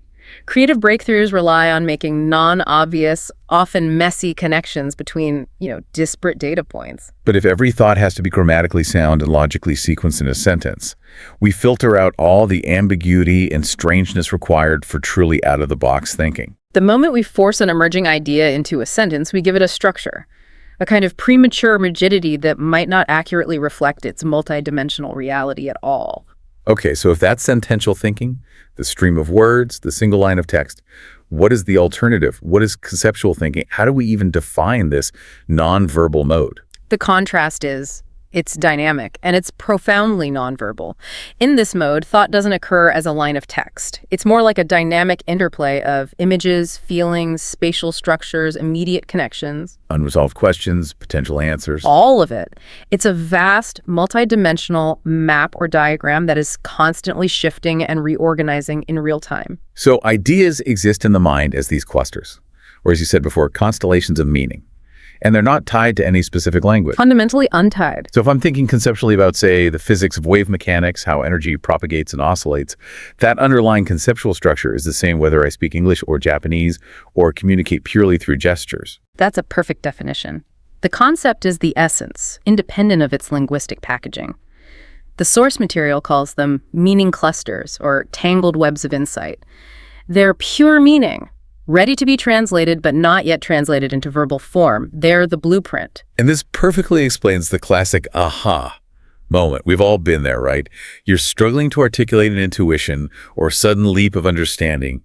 You know what the answer is. You can feel the rightness of it. But the words just will not come out right. They refuse to. That phenomenon. Yeah. That's your conceptual mind operating way ahead of your verbal narrator. Way ahead. The conceptual cluster has formed. The solution exists, whole and complete, but the slow, painstaking, linear process of translating that complex, dynamic constellation into grammatically correct sentences, it just hasn't caught up yet. So you spend the next 10 minutes chasing the right words to accurately describe what your conceptual mind solved in a fraction of a second. It's the difference between feeling the entire structure of a 3-act play versus trying to dictate the script line by line. We need to train our brains to rely on that conceptual structure for the bulk of the internal work, and then reserve the verbal narrator for when we actually need to communicate. That's the goal. So if sentence-based thinking offers clarity and order, this conceptual thinking, it offers unparalleled cognitive power and speed. For our listener, the learner, what are the truly transformative gains when they manage to make this shift? Oh, the gains are immense. They touch every cognitive domain. But let's start with the most dramatic one, how we generate new ideas. Creativity and innovation. Exactly. The source material drives this home beautifully. Great breakthroughs are simply not made sentence by sentence. That's a myth we tell ourselves. It is. We create this myth that scientists or artists just meticulously write line after line until brilliance emerges. But internally, the process is architectural, not linear. Let's use the examples we gathered. Stand-up comics, for instance. They don't just craft puns sequentially. No, they see the relationship. They see the conceptual tension between two totally different concepts, like a family reunion and a hostage negotiation. The joke structure just follows that recognized pattern. Or scientists. They don't start with the final equation. Not at all. They grasp patterns. They perceive the structure of a system, like the orbit of a new planet or the flow of an electrical current, long before they sit down to write out a formal verbal hypothesis. And the musician analogy is even better. Yeah. They don't just notate a single line of music and then decide what comes next based on some grammatical rule. No, they feel the entire structure of a song, the mood, the internal tension, the key change, the climax before a single note is written down. The entire architectural blueprint, that sonic landscape, is conceptual. So when we operate at this level, what are the immediate gains? First is flexibility. This is about changing direction instantly. Concepts can combine, split, morph, and extend far faster than words allow. Give me an example of that. Okay, say you're solving a complex engineering problem. Your verbal analysis says, step A requires B, which requires C. You're stuck on a rigid path. Right. But if you see the problem conceptually, you might instantly realize that B can be bypassed entirely by introducing a new visually represented element, D, and the whole structure just reorganizes itself in a flash. It's like working with conceptual clay versus carefully milled lumber. You can change the shape of the clay immediately. I can see how that flexibility would allow for much faster strategic pivots in business, for example. Absolutely. And the second gain is parallelism. This is huge. So not linear, but... Not linear. In verbal mode, we can only process one sentence at a time. It's a single core processor. But in conceptual mode, the mind can hold multiple possibilities, options, or interpretations simultaneously. So you can test 3 different solutions to a problem in the same conceptual space, running them side by side, without having to articulate all the pros and cons of each one sequentially in your head. That's it.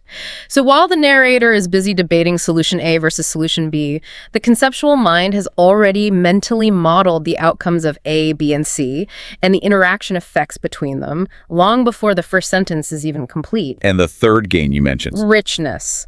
Nonverbal associations and subtleties flourish in this mode. This is where intuition lives.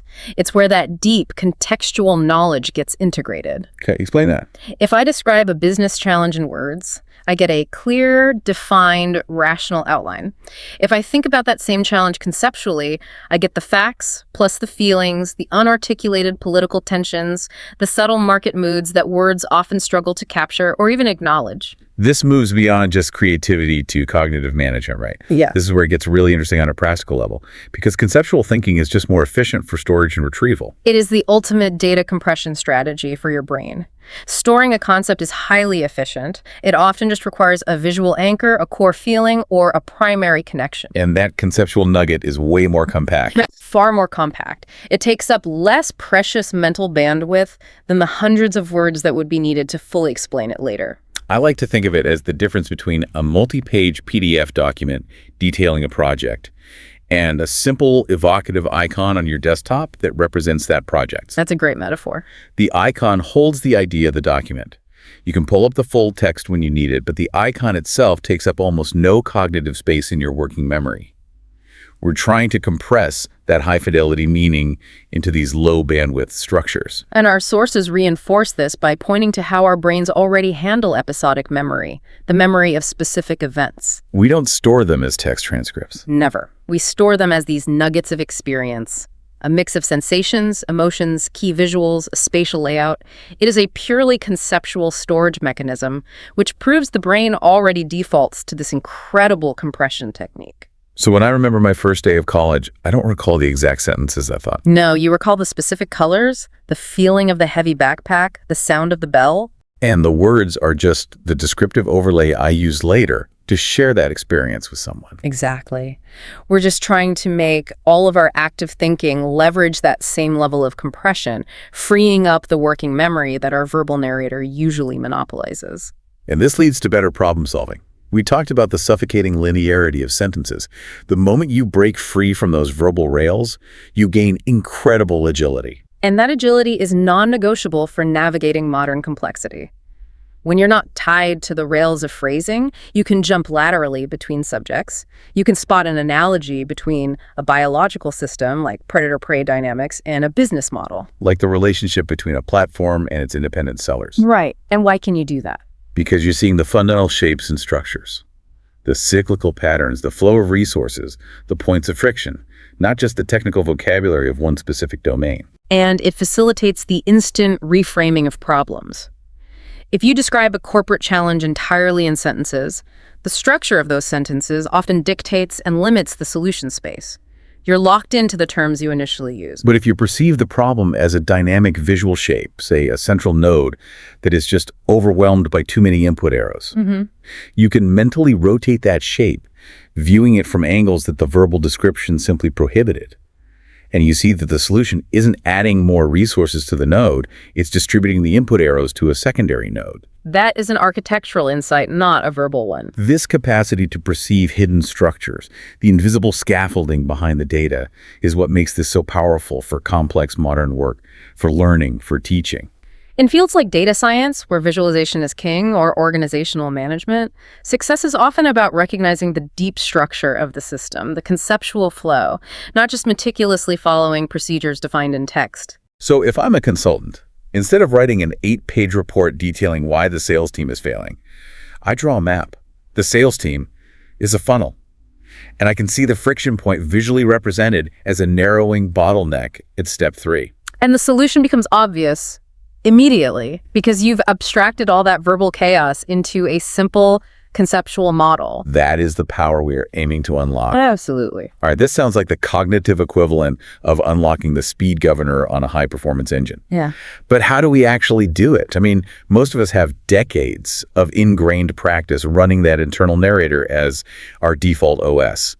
We need a toolkit. We do, and we have to approach this transformation in 2 stages. First, we have to address the psychological obstacles, and second, we implement systematic training exercises. Okay, let's start with the obstacle. Let's face the truth. For most people, the narrator is the master, and we have massive societal reinforcement for this, especially in formal education. If we can't write it out or say it, we often feel like we haven't actually thought it through. That is the core challenge. The goal isn't to silence the narrator completely. That's impossible, and you wouldn't want to. Right. The goal is to quiet it, to make it a useful, specialized tool that you pick up when you need to communicate or formalize something, not the relentless master of your mind. You need to put it in a box until its job is called for. And the source gives us a brilliant practical exercise for this. It's about diagnosing this verbal over-reliance. The instruction is to actively observe your internal narration for 1 focused hour. Just watch it. Just watch it. Whenever you catch yourself thinking in words, you mentally note the problem or context you're addressing, and then you immediately ask yourself, could this problem have been drawn or mapped or visualized or even gestured instead? I love that. The simple act of observation starts the process of separating the underlying thought from its verbal packaging. You begin to perceive the concept as a distinct thing before the narrator coats it in language. The second major obstacle is the fear of ambiguity, or what the sources call the comfort of clarity. Explain that. Verbal thought is inherently tidy. It requires sentences to have subjects and objects and to resolve themselves. It gives us this illusion of certainty and control. Whereas conceptual thought, by its nature, is messy. It's ambiguous. It's nonlinear. And that messiness can be frightening, especially in professional environments where clear, articulate communication is so highly prized. It is, but innovative thinkers have to learn to tolerate that ambiguity. They get comfortable dwelling in those half-shaped ideas. They understand that the moment you force premature clarity, the moment you force an unformed idea into a tidy, grammatically perfect sentence, you often destroy its potential. If an idea is too neat too soon, it's probably not new or complex enough. Exactly. So that brings us to the corresponding practical exercise. Allow partial ideas. How did that work? The instruction is to pause. Before you explain a forming solution in words, either to yourself or to others, just pause. Notice the feeling of the unformed half-light shape. This sounds hard. It is a crucial, difficult step. You have to identify and lean into that specific feeling, that sense of intuition that hasn't found its verbal hook yet, rather than immediately shying away from it and forcing a sentence onto it just for comfort. You have to tolerate the cognitive dissonance of knowing something profoundly without being able to say it yet. So we have to train ourselves to recognize the sensation of nonverbal knowing. That's the first muscle to build. Okay, now let's get to the specific, repeatable methods for building that muscle. Visualization. This feels like the most direct path out of the verbal trap. It's paramount because it immediately leverages the vast spatial processing power of your brain, and it bypasses the linear filter of language. Its purpose is the intentional translation of abstract ideas, which are often invisible and slippery, into concrete pictures, diagrams, or mind maps. So the how-to is simple. Stop writing prose. When you're taking notes in a meeting or planning a lecture, practice sketch notes. Right. Combining quick doodles, arrows, bubbles, connection lines instead of dense sentences. Force yourself to mentally see how ideas hang together on a conceptual canvas. You're assigning spatial relationships. Ideas close together are related. Ideas on top of each other are hierarchical. The mental model here is, Albert Einstein. His physics didn't start with equations or sentences. No, it began with vivid, elaborate thought experiments and visualizations. He was, chasing beams of light in his mind or imagining how time would look if you were riding a streetcar at near light speed. He revolutionized physics with those conceptual leaps before they were translated into the language of math and prose. Yeah. His nonverbal mind did the heavy lifting. He did. Okay, next up is model building. This goes beyond simple pictures to giving the conceptual problem a tangible, simplified structural form, even if that form only exists in your mind. So grounding ideas in simplified frameworks. Yes.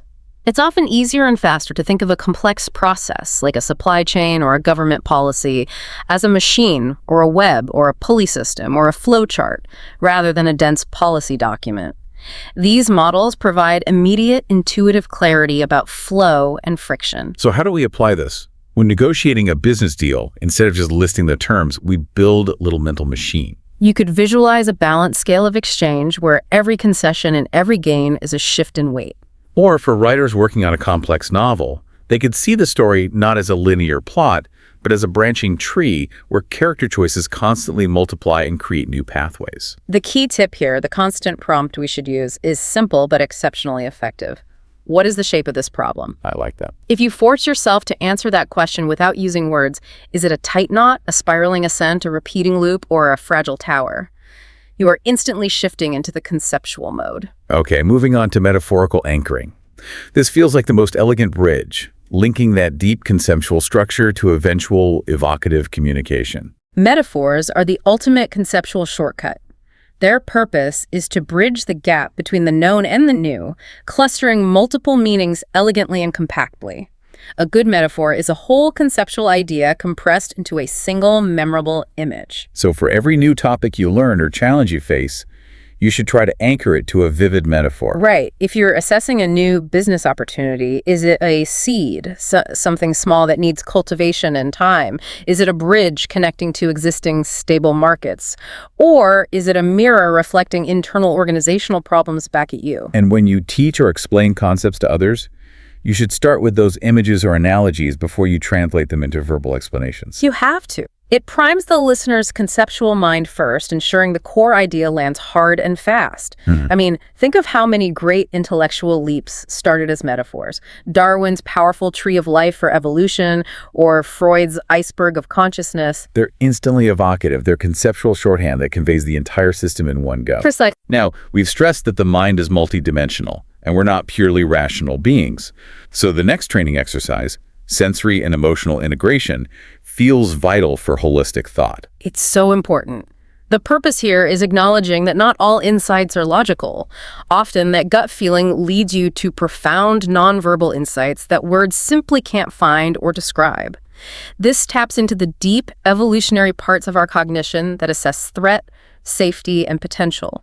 So the how-to is basically mindfulness applied to problem solving. It is. Practice paying attention to your felt sense, your gut, your heart, your skin as you ponder a challenge. What does an idea feel like?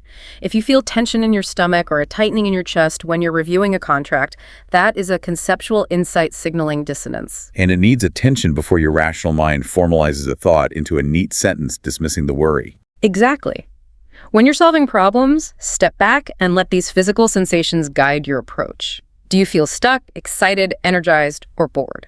If you feel bored, maybe you're missing the core stimulating question. If you feel energized, you are likely on the right conceptual track. Okay, we also have to address the physical act of recording and organizing our ideas. You mentioned nonlinear note-taking, because linear notes just reinforce sentence-based thinking. They absolutely do. They force us into that subject-verb-object sequence on the page, which traps us mentally. Traditional lists and sequential bullet points lock us into that rigid structure. So to break this, we need systems that reflect the inherent multidimensional nature of ideas. We need to mirror the web of insight. This means experimenting physically. Use index cards or sticky notes that you can physically rearrange on a table or a wall. The tactile act of moving concepts around helps the mind see new connections outside of a fixed verbal sequence.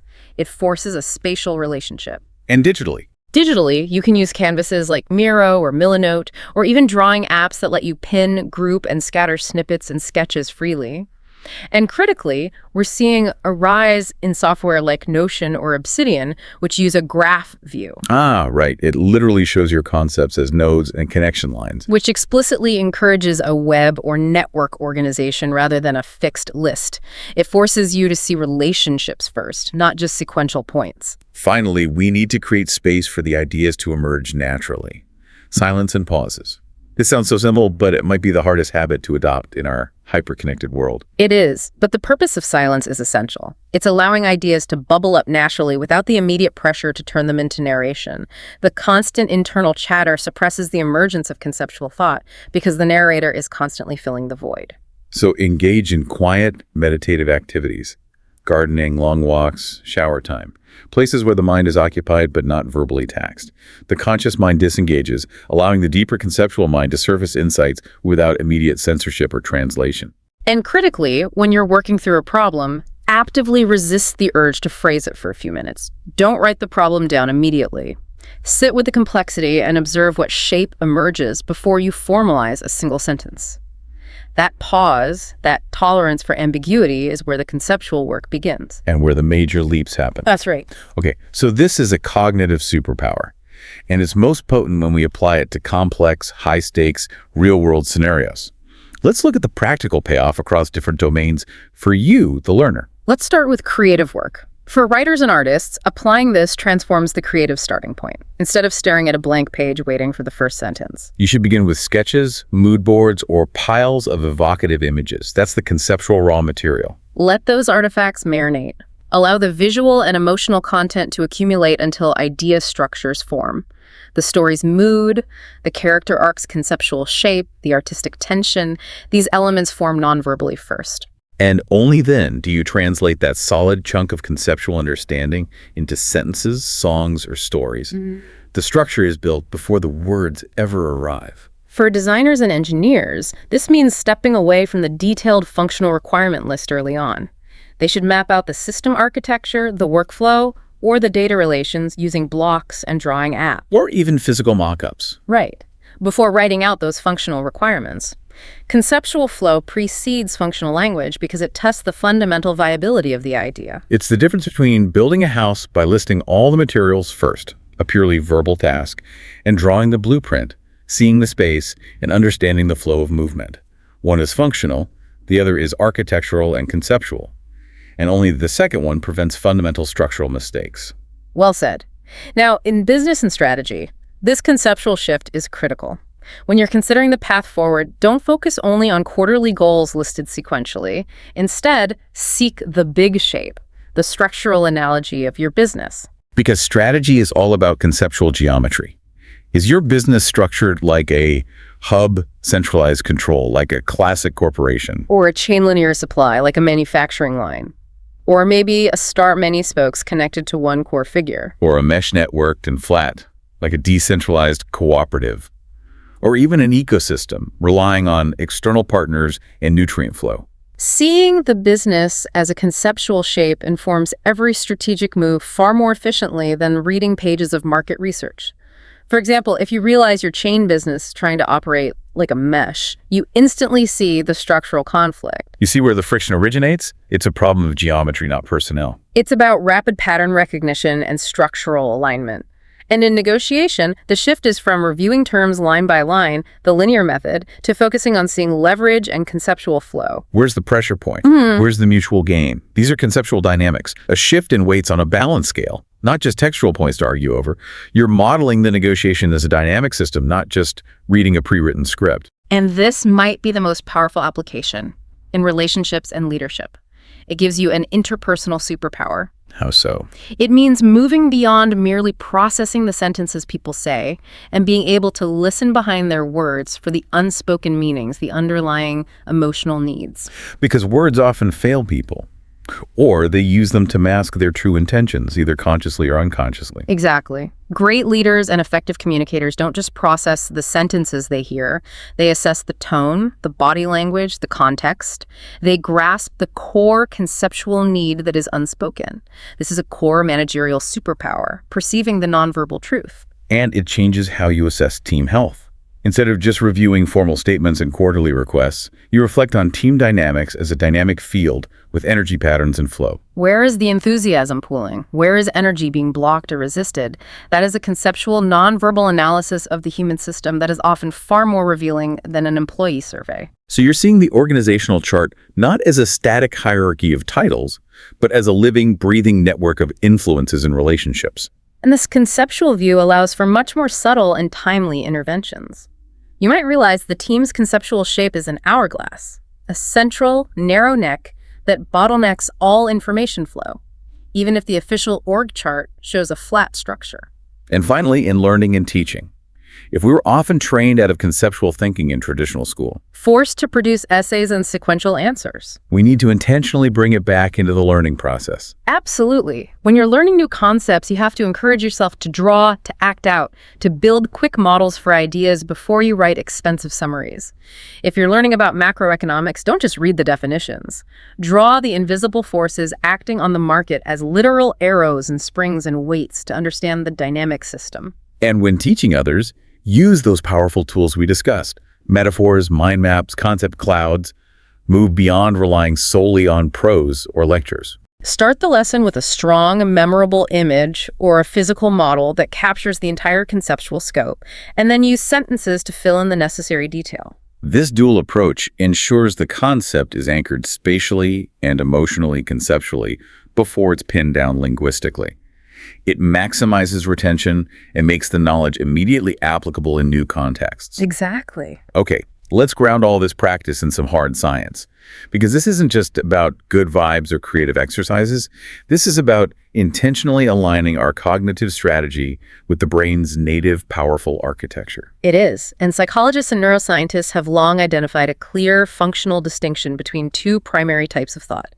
You have the propositional or verbal form and the imagistic or nonverbal form. This isn't theoretical, it's fundamental cognitive architecture. And we know through history and anthropology that humanity's capacity to reason and imagine and solve problems via patterns that allowed us to flourish long before structured language as we know it existed. Our ancestors were capable of incredible conceptual feats, building complex tools, orchestrating group hunts, navigating vast spaces, all using pattern recognition and spatial reasoning. Their thinking engine was primarily nonverbal. And this brings us directly to a key piece of research, dual coding theory. Developed by the cognitive psychologist Alan Pivio. This theory basically says that the mind codes information in two distinct yet interconnected systems. Okay, break that down for us. What are those two systems? The first system is the verbal system. Pivio called its units logogens. Logogens are essentially the sentences, the words, the abstract linguistic components we hear in our internal monologue. They're sequenced and rule-based. They're excellent for specific details and logical causality. And the second system? The second is the nonverbal system. The units here are called imagens. Imagens are all the nonverbal components. Mental images, emotions, spatial layouts, sensory information. They are multidimensional and simultaneous, allowing for parallel processing. The imagery and model building we discussed earlier directly engages this system. Exactly. The power of this theory is simple. When you have information coded both verbally as logogens and non-verbally as imagens, you assist both memory retention and problem solving in different complementary ways. So if one path fails, if you forget the verbal definition, the other path, the visual or structural anchor, is there to retrieve the entire conceptual knowledge bundle. From a neurological perspective, this also maps to functional differences. While the brain is highly integrated, the left hemisphere generally specializes in sequential processing in language, our verbal system. The right hemisphere is often more specialized in spatial reasoning, visual patterns, and holistic recognition, our nonverbal system. Conceptual thinking is simply about forcing the whole brain to engage in problem solving simultaneously. And research confirms that mental imagery and spatial reasoning are not niche talents. They are critical skills across all demanding fields. They're essential for mathematicians to grasp abstract geometries, for physicists to run thought experiments, and for artists to visualize their final work. So by cultivating this nonverbal coding system, you are strengthening the cognitive architecture that underlies all deep analytical and creative work. You are. Let's take one final look at why our reliance on language, while necessary for external life, can be a cognitive trap internally, especially when we're dealing with complexity.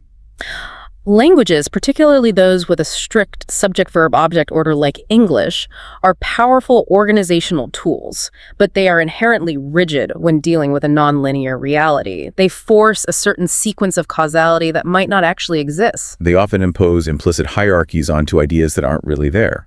If you write variable A caused outcome B, that sentence structure forces A into a superior initiating position over B. Right, but the reality might be a complex simultaneous web of association where A and B are mutually influential and some other variable C is the real initiator that acts on both. And that's the crucial point. Linear language can often obscure those simultaneous relationships or complex web-like associations that are the hallmark of reality in complex systems, whether that's a global economy or a biological cell. If you have 5 interconnected variables, verbalizing their relationship requires 5 sequential sentences that slowly build toward the full picture. Conceptually, you see all 5 influences operating at once, like a complex clock mechanism. So conceptual thinking returns us to the brain's native multidimensionality. We're retuning the engine to its default most powerful setting. All right, but no cognitive system is complete without flexibility. This is not about declaring language bad. No, of course not. We need to know when to use which mode. We're not abandoning language, we're giving ourselves the choice. The verbal system, the narrator, will always have a vital role. I mean, you'll need to communicate ideas eventually, and that requires precise articulation or editing documents or following specific instructions. Verbal thought is excellent for that final stage refinement and communication. The guiding principle here is to treat your mind like a shapeshifter. I like that. Let ideas grow, combine, and resolve in their natural, nonverbal, chaotic form first. That's the concept phase. And only afterward do you choose the best expression or translation. Words, images, sounds, or actions. The transition points are key. Right. You start by gathering concepts and patterns, letting mess and ambiguity rule while you're in that creative or problem-solving phase. That's the conceptual work. And that should occupy, say, 80% of your internal cognitive time. And then when the conceptual structure is robust, you deliberately convert those bundles of meaning, those solid constellations, into sentences or bullet-pointed presentations or clear instructions for others. The conversion is the moment of translation. Moving from the conceptual map to the verbal itinerary. So, to make this shift permanent, we need to embed new, nonverbal habits into our daily routine. This requires intentional practice. Start by designating idea time. Block off specific mandatory time in your calendar for unstructured thinking. No agenda, no phone, no specific task list. Simply a goal to dwell in concepts. This signals to your brain that it's safe to operate outside the verbal task manager mode without immediate pressure for verbal output. Second, create idea gardens. Maintain a physical or digital space where concepts can grow, connect, and be pruned without the immediate pressure to articulate them. A dedicated mind map wall, a sketchbook where ideas are drawn quickly and messily, or a large whiteboard where you draw relationships and models. The key is low-pressure cultivation. And third, use the power of collaboration. Practice ideation with others conceptually. Host collaborative sessions where teams are forbidden from writing bullet points. Instead, they must sketch or act out or build rough prototypes or flowcharts before any formal documents are created. That immediately shifts group dynamics out of verbal negotiation and into conceptual modeling and shared visualization. And finally, use simple prompts to practice the transition daily. When you face a new task, consciously ask yourself questions designed to bypass the narrator. Ask, what's the shape of this idea? Or how do these elements relate if I draw them as a diagram? A profound prompt is, what does this concept feel like before I explain it? Pay attention to that sensory data. And finally, can I connect this to a single, powerful metaphor or story? These prompts force the cognitive leap before you allow the verbal narrator to take over and structure the thought prematurely. So we've covered the entire scope, from defining the suffocating constraint of language to providing the tools to break free, ensuring we utilize the brain's full dual-coded architecture.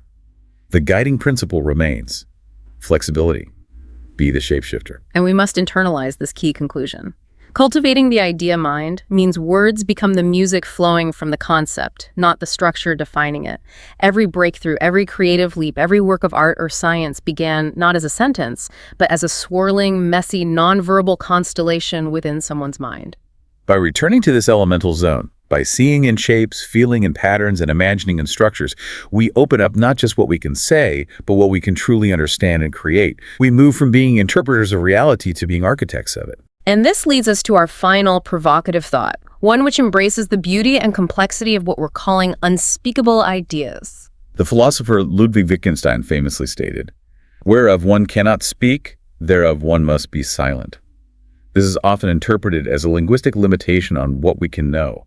If you can't say it, you can't grasp it. But we challenge you, the listener, to consider the opposite, that the richest, most complex, and most profound ideas often form in that very silence, thriving in the paradox and complexity that exists in the spaces between sentences. When you're truly thinking conceptually, you often reach depths that language simply cannot reach, or describe ideas that are so massive they cannot be condensed into a single human language without profound loss.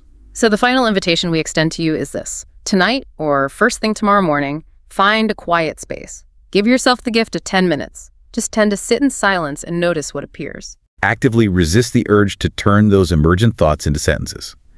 See where your mind naturally takes you when it's free to build castles in the sky, paint impossible shapes, or find connections that only exist in the wilds of pure thought. Welcome to your richer, more expressive inner world. Until next time, keep digging deep.